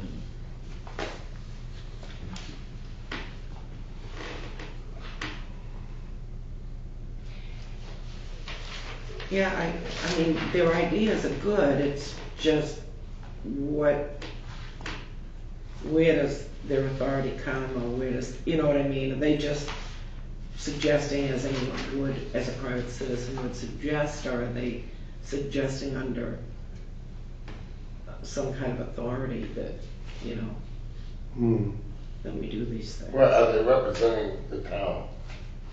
Right, exactly. I didn't understand what you meant. Oh, are they out, like, trying to find businesses to move to town, but, you know, there's a behind the back going on, you know, and stuff like that. You're talking about Kickback money. Pete? Yeah. Yeah. Yeah. I don't, like I said, I haven't really had a chance to really digest that letter. I hardly read it, and I think getting an understanding of what peak is would probably be a good first step. Yes. Well, can we ask this fellow right here, he's on the town council, right? Who's that? That's your town council? Oh. Yes. So, your name's on this letter, can you enlighten us a little bit? It is, but I haven't actually reviewed this myself. I was just looking as you're talking. I know one of the things they were looking, because there's been like the tiny homes have been, so there's been a few things that needed to come to the ordinance committee that hasn't come out of the planning board. So I know that was one of the things, but I'm not, like I said, I haven't had a chance to go through this. I think our biggest problem with tiny homes is definition and where they can go after that. Actually, there are a lot of problems with tiny homes. Because, you know, the tiny home thing, you know, what that comes down to is, you know, like a lot of things, a lot of people are for it until they want to build one next to their house. Yeah. For whatever reason, they're not happy with that. So it's. We have square footage. You almost need to have a subdivision on them, so everybody's the same. You Yeah. know, Well, it's kind of like a trailer as far as I see it. You I know. wouldn't want one on the side of me. You know, but if the zoning laws say you've got to have 1,200 square feet, you're not going to have a 1,200 square foot tiny home. Right. We do have a subdivision ordinance, but it's like the shoreline zoning ordinance. The state says, here's your ordinance, you must adopt it. You can make it more strict, you can't make it less. So, that's one of the things, I think it was in this letter, they wanted to redo the subdivision ordinance. I gotta get into it, but I don't think we can. It's required by the state. And a lot of, I don't know how properties are actually regulated in the industrial park. I don't know if the comprehensive plan. The industrial park, as I understand it, we've developed all we can develop, and Catherine probably can attest to that better than me. Yes, thank you, Catherine Rose. I just finished my project and got off the phone, so I thought I'd come down because I figured you'd be working on the town council letter, and so you are. In the industrial park, all property has been developed that can be developed at this point, or at least sold. There are some acreage on some of the lots that can be utilized, like Walpole has some available land on their property, small amounts on their lots that can be developed, as well as some of the others. But all the other properties, everything has been sold. Everything in the industrial park expansion has also been sold. And so that's one of the reasons why the council wanted to have the properties in the area looked at in their meetings with the Pittsfield Economic Expansion Corporation, of which some of the councilors are on the corporation, so they have a dual role. We're trying to identify, we've got an economic development committee. I'm on it, I've never been called. Yes, there were 3 economic development committees, and so the town council decided that the Pittsfield Economic Expansion Corporation, being a 501c3 organization, able to have meetings confidentially and to not be subject to freedom of documents having to be provided by developers who would prefer to be confidential or not be involved with the town. So they decided to have the Pittsfield Economic Expansion Corporation handle the economic development projects for the town. But we still do, as I explained out to you previously, we still do fill the Economic Development Committee in case we're going to do some like downtown projects, which we hope will be coming up once the Main Street project finally moves forward. Excuse me, please, I'll be right back. So that'll be the Economic Development Committee's project? Yes, exactly. So, which has been delayed now 2 years, right. Unfortunately. That's why we staffed the whole committee, yeah. And then everything got behind. And of course, we thought we were going to be starting the project this year, but now it's off into next year. So, Catherine, what is this? The Pittsfield Economic Expansion Corporation, what have they actually done to the town? All right, very good. The Pittsfield Economic Expansion Corporation is a 501c3 organization. It has business leaders on it as well as town councilors. It's actually, appointments are all made by the town council. And then once the people are appointed, they also have to be elected to the board by the group that's on the Pittsfield Economic Expansion Corporation. So it's traditional, at least in the last, I would say, 20 years, to put the ex-mayors on and the mayors on and things like that, as well as business leaders. So, let's see. They own property in the industrial park and still do own the Sonico property is owned by the Pittsfield Economic Expansion Corporation through a 20-year lease with the parent company of Sonico. And so that was an arrangement with the tax increment financing district set up in 1997. So they're involved with that. They had owned the little testing facility that was down Honeywell Avenue that was sold to Chimbro for its institute. So they were involved in that whole project with the testing that needed to be done and the environmental work. They worked on a variety of projects, including Dunkin' Donuts, Innovative Specialties down in the industrial park. They're trying to work with some of the different developers in town also. And there's a variety of other projects if I go back through the years. The speculation building, I don't think, if you remember the spec building in the industrial park, it's sat there for decades, and then I showed up and said, well, I'll sell it, and everybody laughed and said it would, that would never happen. But in a couple of years, I did sell it with the Pittsfield Economic Expansion Corporation's assistance, and so that became the medical facility with the state of Maine, with the hospital association for the state of Maine. So I can make up a list from our records of the different projects, but off the top of my head, those are the items. So they advise the town councilors over the years on different projects. And so they come in, and I think they came in and talked to you all last June. It was last year. Yep, last June. And spoke about different items that would be helpful. And Gary Jordan, although he's moved from town, loves the community and comes down all the time. He owns property here. So he advises the town council.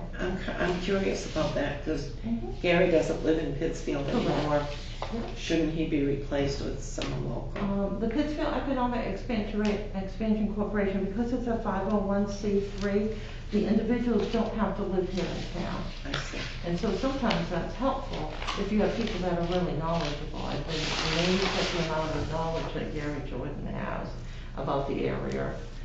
He sells property down here, but also in Bangor, Ellsworth, and all of that. Yeah. So he's been trying to locate different people that want to move here, and of course you can't find any housing. As we know, we have some older housing that is uninhabitable, and then you've got... I live across the street from one. You do, yes. Yes, and we've spent a lot of money on that. I know. Doing all the filing. Scared the heck out of me watching them out there. Yes, and if you can figure out what's going on, then you'll be pretty smart. Well, there are a couple of pieces of metal side roofing that went out. Well, that's interesting. I'm afraid he's going to kill himself getting it done, though. I watched him climb that ladder the other Please. day. Oh, no, the ladders, that's easy. You should see him in that man lift that he rented. He had that thing fully extended. He was up on the top of the roof. He got out of the man lift onto the peak of the roof. I had to turn around. I couldn't look anymore. He was going to kill himself. It is private property, and we have spoken with the gentleman a number of times, and so have other people. In any case, that is a code, one of the 2 code enforcement violations that were referred to court, in which the paperwork is filed waiting for court. However, all court cases have been backed up. I thought there must be a court date, the way he was seemed to be lately more intent on getting that roof. He knows it's going to court, but there's no date set yet because they're not really hearing anything. So this would be an 80K enforcement violation. It's way down at the bottom of the list. But in any case, the Pittsfield Economic Expansion Corporation functions as the town's economic development entity, mostly set up with projects originally way back in the early 1990s when it was formed, down in the industrial park area. But they do projects all around town. But so do they have an official capacity within the town charter? They're the Pittsfield Economic Expansion Corporation, required to report to the town council and give advice. So you have town council members that are in this, yes, buying property and selling property using the town's name. Well, the properties were purchased in the 1990s, so probably none of these councilors were involved. But yes, the town of Pittsfield sold property to the Pittsfield Economic Expansion Corporation for $1. And so they then manage the property. You remember, our properties aren't taxed. So if the town owns them, there's no taxes on them. Right, so if you sell it to the entity, you then can tax it. So they then were able to tax these properties, and then businesses moved in and they were leased to the businesses. Can I ask, we've got 2 items in this letter. One is to review the properties in the industrial park. If they're all sold. Right, so we were wondering, the Pittsfield Economic Expansion Corporation talked to the town council, and so we're all wondering, and the council thought it would be a good idea for the planning board to look at the parcels in the area of the industrial park and see if under the comprehensive plan and in reference to those properties and the roads and the residents and everything, are there any other properties that could be zoned industrial or commercial, or is there a way to change the zoning ordinance so it could be more flexible, so more activities could take place on those properties that are close to the industrial park, not affecting the residents? It's a fine line. But, look at it and see, is there a property that sort of fits with the industrial park that perhaps under the comprehensive plan could legally be rezoned? Well, I don't know. If there's properties there that are usable and can be zoned, the comprehensive plan really doesn't give you any. Comprehensive plan basically, it's a reference for us to go to. The wish list, kind of. it doesn't have any authority, so. There was one piece of property that could have been expanded to, but Kimbrough just built, got approval to build a solar farm. Yeah, and So you that know. took care of that. What's the status of the cedar mill? That's a big piece. Well, this is a property that could be looked at. It does abut residential, but there is an opportunity to bring a road through that actually was approved back in the 1980s, so that could be done at the back of the industrial park expansion. So the status is that the Bishop family owns it. Once in a while they show it. We offered to show it and put it on the town's website, but really didn't, at that point they weren't that interested in it. Once in a while I send people to the family that have expressed interest in the property. It's a very large tract of land. It does abut residential subdivisions, residential area. However, if you accessed it from another side, it might be developable. So is that what you're talking about that might be a potential? Yeah, so we would look around at the maps and see in the planning board's thought of how the comprehensive plan works and how the neighborhoods are set up. Are there some properties, because you're the experts in this, are there some properties that could be rezoned that could give us more commercial, more economic development opportunities?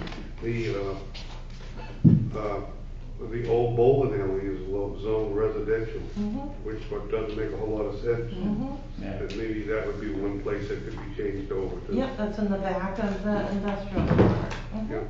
Yeah, so we could look at these, basically when I was reading this thing today, this thing tells you they don't want an urban sprawl. That's probably, you can boil it right down to that. It doesn't really say a whole lot more. Mm-hmm. So, we'd have to look at these things, and we as a planning board could look at them and make the recommendations. Yeah, that would be exactly what the town council would be looking for. Well, we'd have to, You have to we'd study have to it. have more information Mhm. in a nutshell. And, the second part, the subdivision ordinance, we might have our hands tied on that. Yes, so we should, when you have time, look at the subdivision ordinance and see, I'll be frank, you haven't had any large subdivisions here the whole time I've been here, and No, there's I mean, most towns all around us have had large subdivisions, and There's so. a lot of work that goes into a subdivision. Yeah, is it a factor of there's just no land ever been available here? Is there some other reason? Is it the subdivision? I've been told the subdivision ordinance is too strict, and so have other people been. So it's a matter of looking at this one and seeing, is it too strict so that we can't have new homes? We know how, we have people that want to move here and they can't. They have to go into the fixer-uppers, and that can be interesting in itself, since I have one of those. And it still is a fixer-upper. And so, we hear that people would like to move their, relatives here, and properties just aren't available. Yeah, we did that a little while ago. Some people had the problem, but it's, Yeah, we've done some small. We've had some family little ones. My understanding of the subdivision ordinance is like the shoreline zoning ordinance. It states this, here it is, you must adopt this.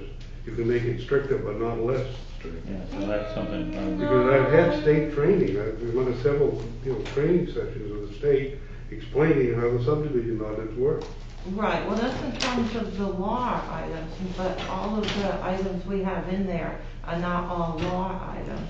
We could look at other subdivision ordinances and see how they're worded. I plan to call Augusta and ask them about that and make sure I understand it right. Yeah, from the subdivision ordinances I've seen, yours is the strictest of the 4 towns I've been in over 39 years. I wonder if it would be worth having someone from Augusta come and talk to us so that we can understand what our responsibility is and what we're allowed to do. I can certainly explore that. I've been wanting to have a conversation with them anyway, so I did understand how that worked. So in your planning board book, it explains out the subdivision requirements, so that's a good start. Yeah, and you could go to maine.gov and Mm-hmm. see what's required under the state. Yes, yeah, there's a whole section on it. Going back a little bit to the industrial park, you say there's no properties left available. There's no properties left available that meet requirements. Some of them are still there, but supposedly they're, you know, in wetlands. There are sections of properties that would be available. However, most of the land that's not developed is wetlands. That would be correct. And why is it? I've seen a lot of development, especially out of the states. Basically, they can come in and build almost anything they want to, and replace those wetlands with other wetlands. They, you know, the man-made wetlands. I know it's almost like a 2-for-1 type thing. Yes. You would think something along that line would be feasible, because that land's right there, and as far as I'm concerned, most of these wetland determinations on a lot of the stuff has gone beyond reasonable. I mean, if they walk on it one time a year and it squishes, it's wetlands. And now it's basically, they go by soil type. They don't, you know, they determine wetland, because I've just been dealing with this, on soil type without even walking on it first. Which No, is, I well understand. which is unreasonable. One of the items I found with our industrial park, in order to develop the original industrial park, and then we ran into this with the addition, land already had been traded by the town, so that we could develop the extent that we developed in the industrial park. So we already have reservation and preservation areas in order to have developed what we did, which is where all the buildings are now. Now, Walpole has a couple of lots where you can move a little bit, I mean, but nothing major. And by the Sonica, there is a small section out back, but other than that, it's pretty much filled. So the trade that you mentioned, which is a great idea, has already taken place in order for the industrial park to be expanded in 1977, and then they did an expansion in 81 and 83. And then the industrial park expansion itself, Industrial Park 2, where Innovative Specialties is, was developed approved in 1989 finally, and they had already traded some land. And see, that part of the industrial park, you know, there's no real wetlands there, it's all soil type. And unfortunately, you know, all of Pittsfield downtown has 2 primary soil types, and they're considered wetlands. So if today was, you know, if Pittsfield wasn't built today, they would never be able to build it. And 3/4 of the other towns in the state of Maine. Yes, this is true. We are considered a wet town, all right. Tom is exactly correct. So because we're lacking now in the industrial properties, we thought it would be a great idea. The town council, myself, the Pittsfield Economic Expansion Corporation, thought it would be a great idea for the planning board to look at the properties and see, is there something that would be available that would fit on the comprehensive plan. We could contact the property owners, you know, you don't want to do something that they don't want, see if somebody would be interested. But you all would be the experts on that. And the second part is the subdivision ordinance, simply because we're starting to come back now after the recession and everything that's happened. And Central Maine finally is starting to grow and develop again, being one of the last areas in the state to do so, the whole area. So now the jobs are coming back, and then we get calls, and Gary is quite right, there's no place to put people except older homes, and they want to move in, just to a new home. So that means subdivisions. So is there a way to have subdivisions? Is it simply because there's never been any land available? Is there enough land zoned, or is it the subdivision ordinance, or a combination of all? I think it's probably a combination of a lot of it, you know. There's been a lot of land that's transpired, you know, between owners over a number of years, you know. But I think a lot of it was, you know, development costs, you know. Because, you know, most of these, basically what it comes down to, building, you know, subdivision roads, the road is going to be 5 times better than the state road or town road they hook up to. You know, that's the way it's made. You know, I went through this a few years ago on the planning board. You know, you know, a road for the town to approve and take over is better than almost any road in Pittsfield. Yep, this is true.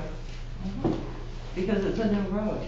Well, it just, so it's one of those things that, the cost to establish all this, jumps so fast that, that houses and house costs, everything else, goes up accordingly.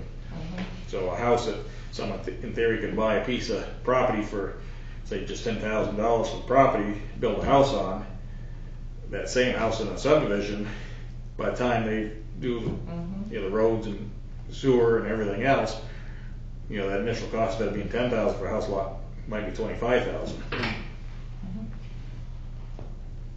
There were 2 developers that contacted the town over the years that did want to look at developments, but they wanted to do it out in the rural part of the town, and evidently subdivisions aren't allowed out there.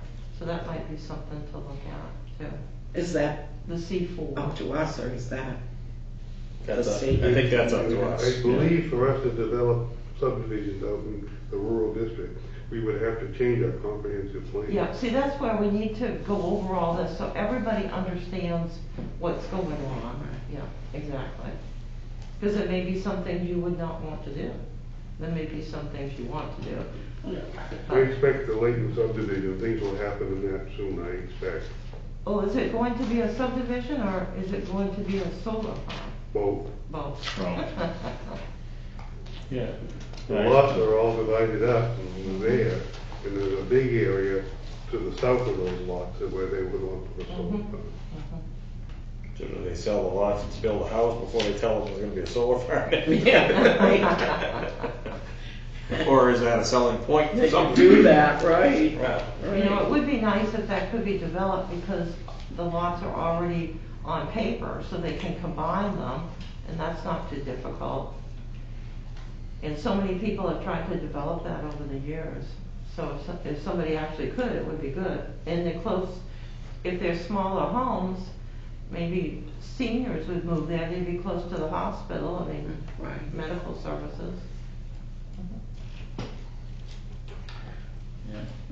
All right, so that's basically the information that I have on Pittsfield Economic Expansion Corporation is a 501c3 local development corporation of which the council appoints the members and the board reports to the town council. And there's town councils on that board. Yeah, and there are a couple of town councils on the board, yes. So, well, there's only 4 of us here out of 7 that should be here, so, I mean, we could talk, we gotta, Yeah, no, we're gonna have to kick this around with the whole right, yeah, we should. whole terminate.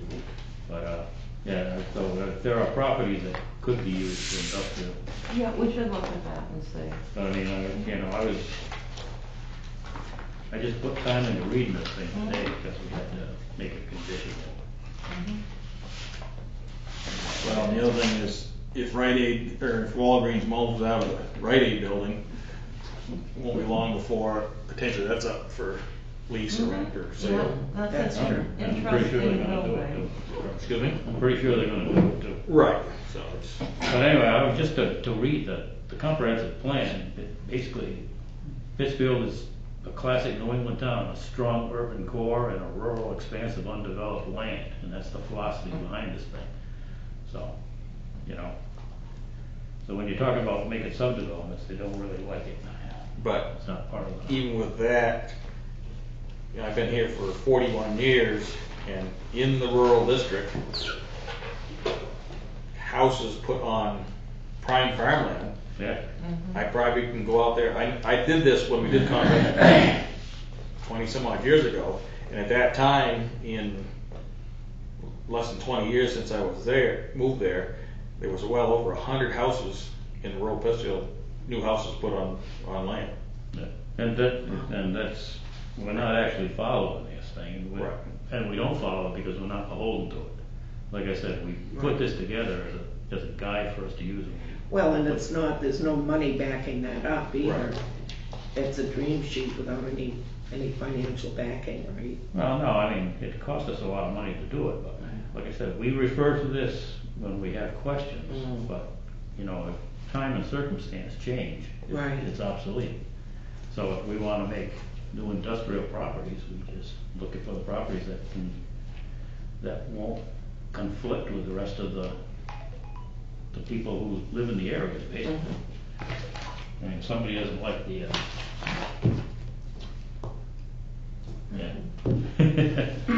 you know, and that's what it takes.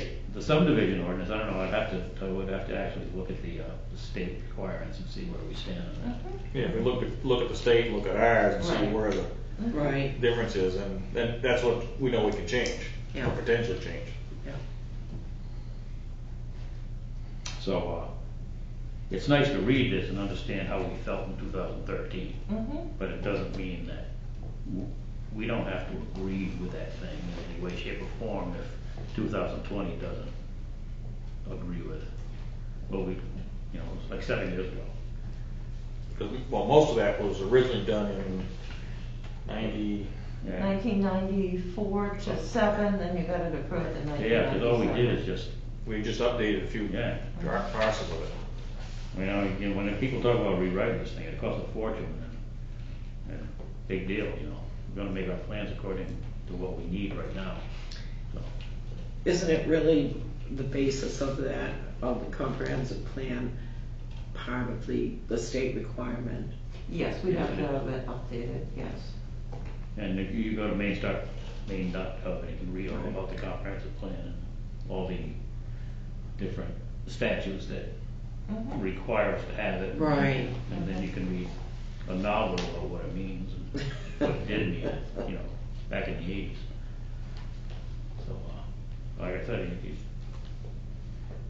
we can't, if we do something that's prohibited by the comprehensive plan, there's no comprehensive plan police that are gonna come and get us for doing it, so. We won't tell anyone that. There's no comprehensive plan. It really doesn't matter. You know, so, you know, what we need to do is, if we need industrial land to get industries into Pittsfield, we can find that land. You know, we'll have to go through that whole process of trying to change the zoning. And we'll have to, you know, like everything else, the people who live next to that property, I mean, it's just, that's where we gotta go with it. We just can't go tell everybody that, okay, we're gonna put a new factory in your backyard whether you like it or not. You know. We gotta move according to what the, No, there'll be a number of steps, and, I mean, besides looking at the maps, we probably wanna go out and just peruse the properties, and then we can talk to the abutters and, you know, move forward from there. and we'll see, you know, we'll get away with it in some places and not in other places, according to, you know, people who were affected. Well, like a lot of big projects that come in, usually they find an area they wanna go, and then they'll pay people to move or whatever. You know, money usually talks. That works too. You know, that's what happens on a lot of it. You know, they might not have a full area, but they'll get it one way, get it, you just have to pay a little extra for it. That's what CMP did out of the Crawford Road and the Webb Road. They own a lot of property on those roads. Because of the power line, right? They widened the power line. Yeah. So anyway, yeah, we can digest those 2 points in that letter, and next time we come around, because actually we tabled it, we shouldn't even be talking about it anymore. So those were 2 items that the council thought was important to look at.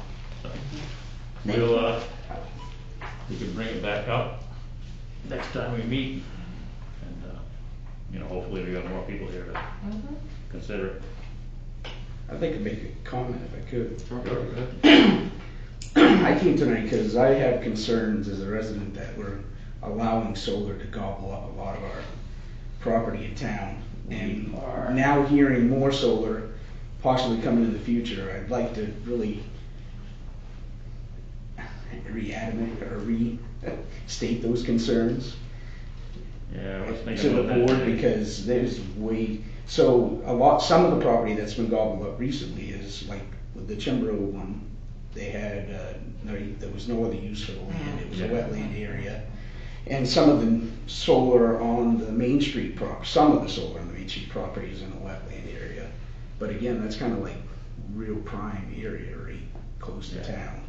You know, it's That's- prime but area it's- close to town. But it's gobbled up for 10 years. Right. I mean, that's a long... Or 20 years. 10 plus years, Right. let's say. But, yeah, and the only thing I'm not sure of, to put it, you know, just to say put a housing development, because it would make more sense because it's right next to town and everything. But with the wetlands determination, I don't know if they'd be able to. Yeah.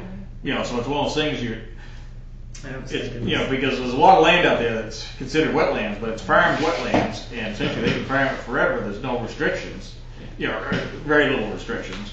But the minute you go to change of use, the whole ball of wax changes. And like, for instance, a mistake, right? We're losing property that could be used for other things. That property there, it's my property, and essentially they wanted the piece of land right directly across from the dam, right in the fields, so they could basically go just across the street to the substation. And I wouldn't sell it because that's prime real estate for the farm. And I told them, I said, if you can find room in the woods that's not being utilized for anything else, I'd be willing to do something. And so basically they didn't like it, but that's basically where it went. So that land there, we've harvested wood off it, and it's been harvested for wood on and off for hundreds of years. Yeah. But there is no real road frontage going with it. There is being sold with it, but you know, it's not going to be developed as road frontage for houses because all the road frontage is open field land. Yep. Being state capped up. No, I realize that like a lot of them now haven't, but I'm sure there's more to come in the future. For Yeah, instance, this right. development that Steve was just speaking to. I mean, that could be a whole housing development. These, you know, the solar projects are going to go everywhere until they change the way I don't want to say anything bad on the camera, but No, I until they change the way they look at it, how they want to spend their money. I just think it's a bad thing to I don't know how to put it. Because I mean, solar is good. It's good. Where it takes up a lot of property, and it ties it up for many, many years. It's gonna go until the grid can't handle the fluctuation. And then they'll have to sit down and negotiate something. But I mean, personally, like for right now, there's no real good properties. For instance, now to go to a hardware store now that our Hancock Lumber's kind of shut down or closed their area, what little business that they had there. But you have to either go all the way to Newport or all the way to Waterville or Bangor to hit any kind of a, you know, like a Home Depot or Lowe's. And so where would that type of a property, where would that type of a business be able to come into this town? I mean, we're in a prime location because it's not anything in Newport, and you have to go all the way to Waterville or Bangor for a store like that. Essentially, those big box stores, they decide where they want to go, and then they spend whatever they need to be where they want to go. For sure. You know, so it's one of those things that for the right place, I mean, they would come in and buy the whole, you know, shopping plaza and tear it down and build something what they want. Yeah. You know, on paper, it doesn't make any sense, but you know, it's just what they end up doing. So probably what will happen to the Walgreens building. You know, is a possible. You know, it's hard to know because I'm not even sure how many years it's going to be. Pushing 20 years old, Walgreens. I mean, I was using that as an example, but it's just really no land link for that in this area. So the area on former South Main Street where the solar project is going and the houses, that actually is zoned for little stores like that. Yeah. Like a Overshaw's hardware or another type of hardware. I should note that we did try twice and had appointments and discussions with different companies about bringing the hardware store into town, and we were told that the area was too saturated because of they did several studies, and so we got absolutely nowhere. Of course, that happened on Dunkin' Donuts 7 times, and finally it happened. Yeah, because you know they look at it and say, well, in Newport, there's Overshaw's, right, Crescent. Harris, Crescent, and I'm trying to think there's another one, but you know, just Farmers Union. Yeah, Parents Farmers Union, yeah, Yeah. so. Tractor Supply. Tractor Supply, that's it, that's what I was thinking. So- I mean, I was just using that as an Totally example, separate. as the fact that we were really to have land for that type of Yeah. an industry to come in. Yeah, there was a developer that looked at well, there's been a few people that have looked at Jock's land before it sold, but there just wasn't enough to do what they wanted with it because of the wetlands issue. But there was a little mini mall, there was a store, there was some sort of agency. I mean, there's been a variety of projects that have looked at that area. And so it's ended up being the best use for the, for the wetlands that are there, and the small, nice area that's out front. Yeah, so most of the road frontage on South Main Street is still commercial real estate, so to speak. But once you drop below that property, from there all the way to like Brett's place, It's like farm. it's not suitable for Yeah. anything but Oh, frogs. it's all wet, right, yeah. Right, it's all wet. You know, till you get back to that higher plateau, and then, but, for most businesses, most retail businesses don't wanna be that far out of town because of potential traffic. Yeah, that would not be a prime location, it's just like. Right. But that's still zoned Yeah. highway commercial. Yes. If you go to Newport, you go down to where, So is the other side of the interstate. Correct, Somerset Why Ave. you just talk Pete in the footnote, back Pete in the Yeah, right. Well, you're in a lot of trouble, Steve.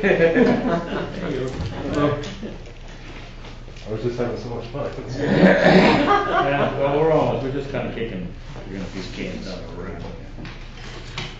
We're trying to figure out where put the next businesses. Okay.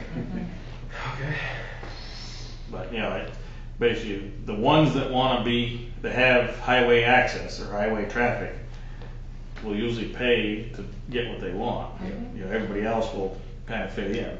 Yeah. Just like a year or two ago, there was discussion about potentially changing the zoning on Somerset Ave coming into town, because they weren't thrilled about, businesses coming in. And I let them know that, if you open it up, because they wanted to basically take highway commercial back, or whatever, back towards the interstate further. And I said, well, if you open it up, it could go the other way, it could be all the way to Main Street. So they kind of dropped it at that point. But, it's just one of those things, someone looks at one thing that way, they're not thinking just the opposite. But, if you had enough people that want to do the other way, then things would change. I'm not saying it should go one way or the other, but I just kind of let them But know. that could happen, Yeah. I've seen it happen. Right. Seen it happen in a lot of places. Just in the industrial park, Merrimack Street, essentially the west side of the street is industrial park for the most part, and the other side is houses. At some point, that side might need to change. Yeah, very good. So thank you, you'll have two good little projects to look at. When you were talking about the Cedar Mill with possible another access, not another access across the rail tracks, No, just on that same side, okay. yes, yes.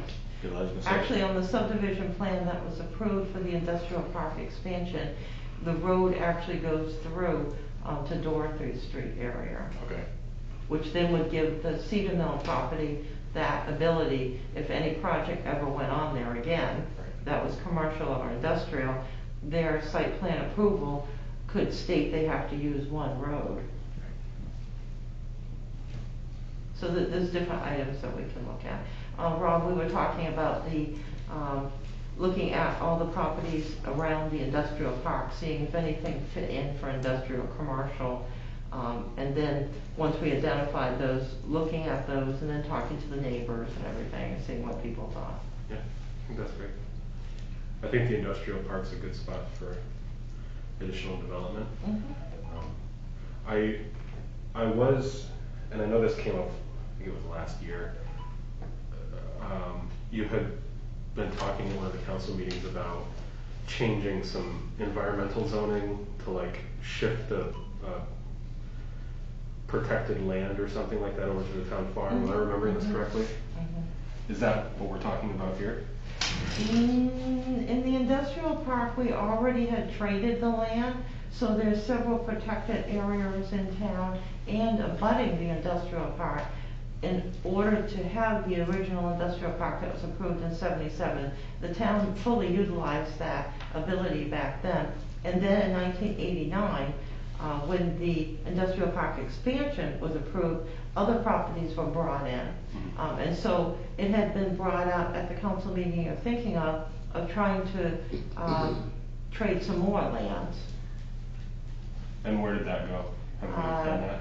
Because of the cost of that project and the fact we already traded them, it's gone nowhere. Okay. Okay. Well, how does everybody feel about going home? Let's make a motion to. Second.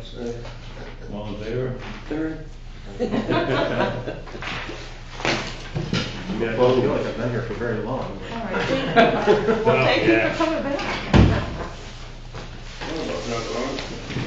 Well, you were able to close the meeting down, Ron, Yeah. that's important. I got done with my lecture and I logged out, I was like, oh, it's still there. So your economic development team will have something to do with the matrix. Yeah, I see. But it keeps getting delayed. I know, it's just what you were saying. Vice Chairman? That whole setup with the P is very confusing, even, you know, like Paul kept saying, so there are council members on that, and I'm just, it is, I mean, there's no conflict of interest kind of. No, because they actually can bring information back so that the board all feels comfortable that they're getting, you know, the communication, it's not like a regular 501c3 off on the side. Right. That doesn't report to anyone, they Right. report to the town council.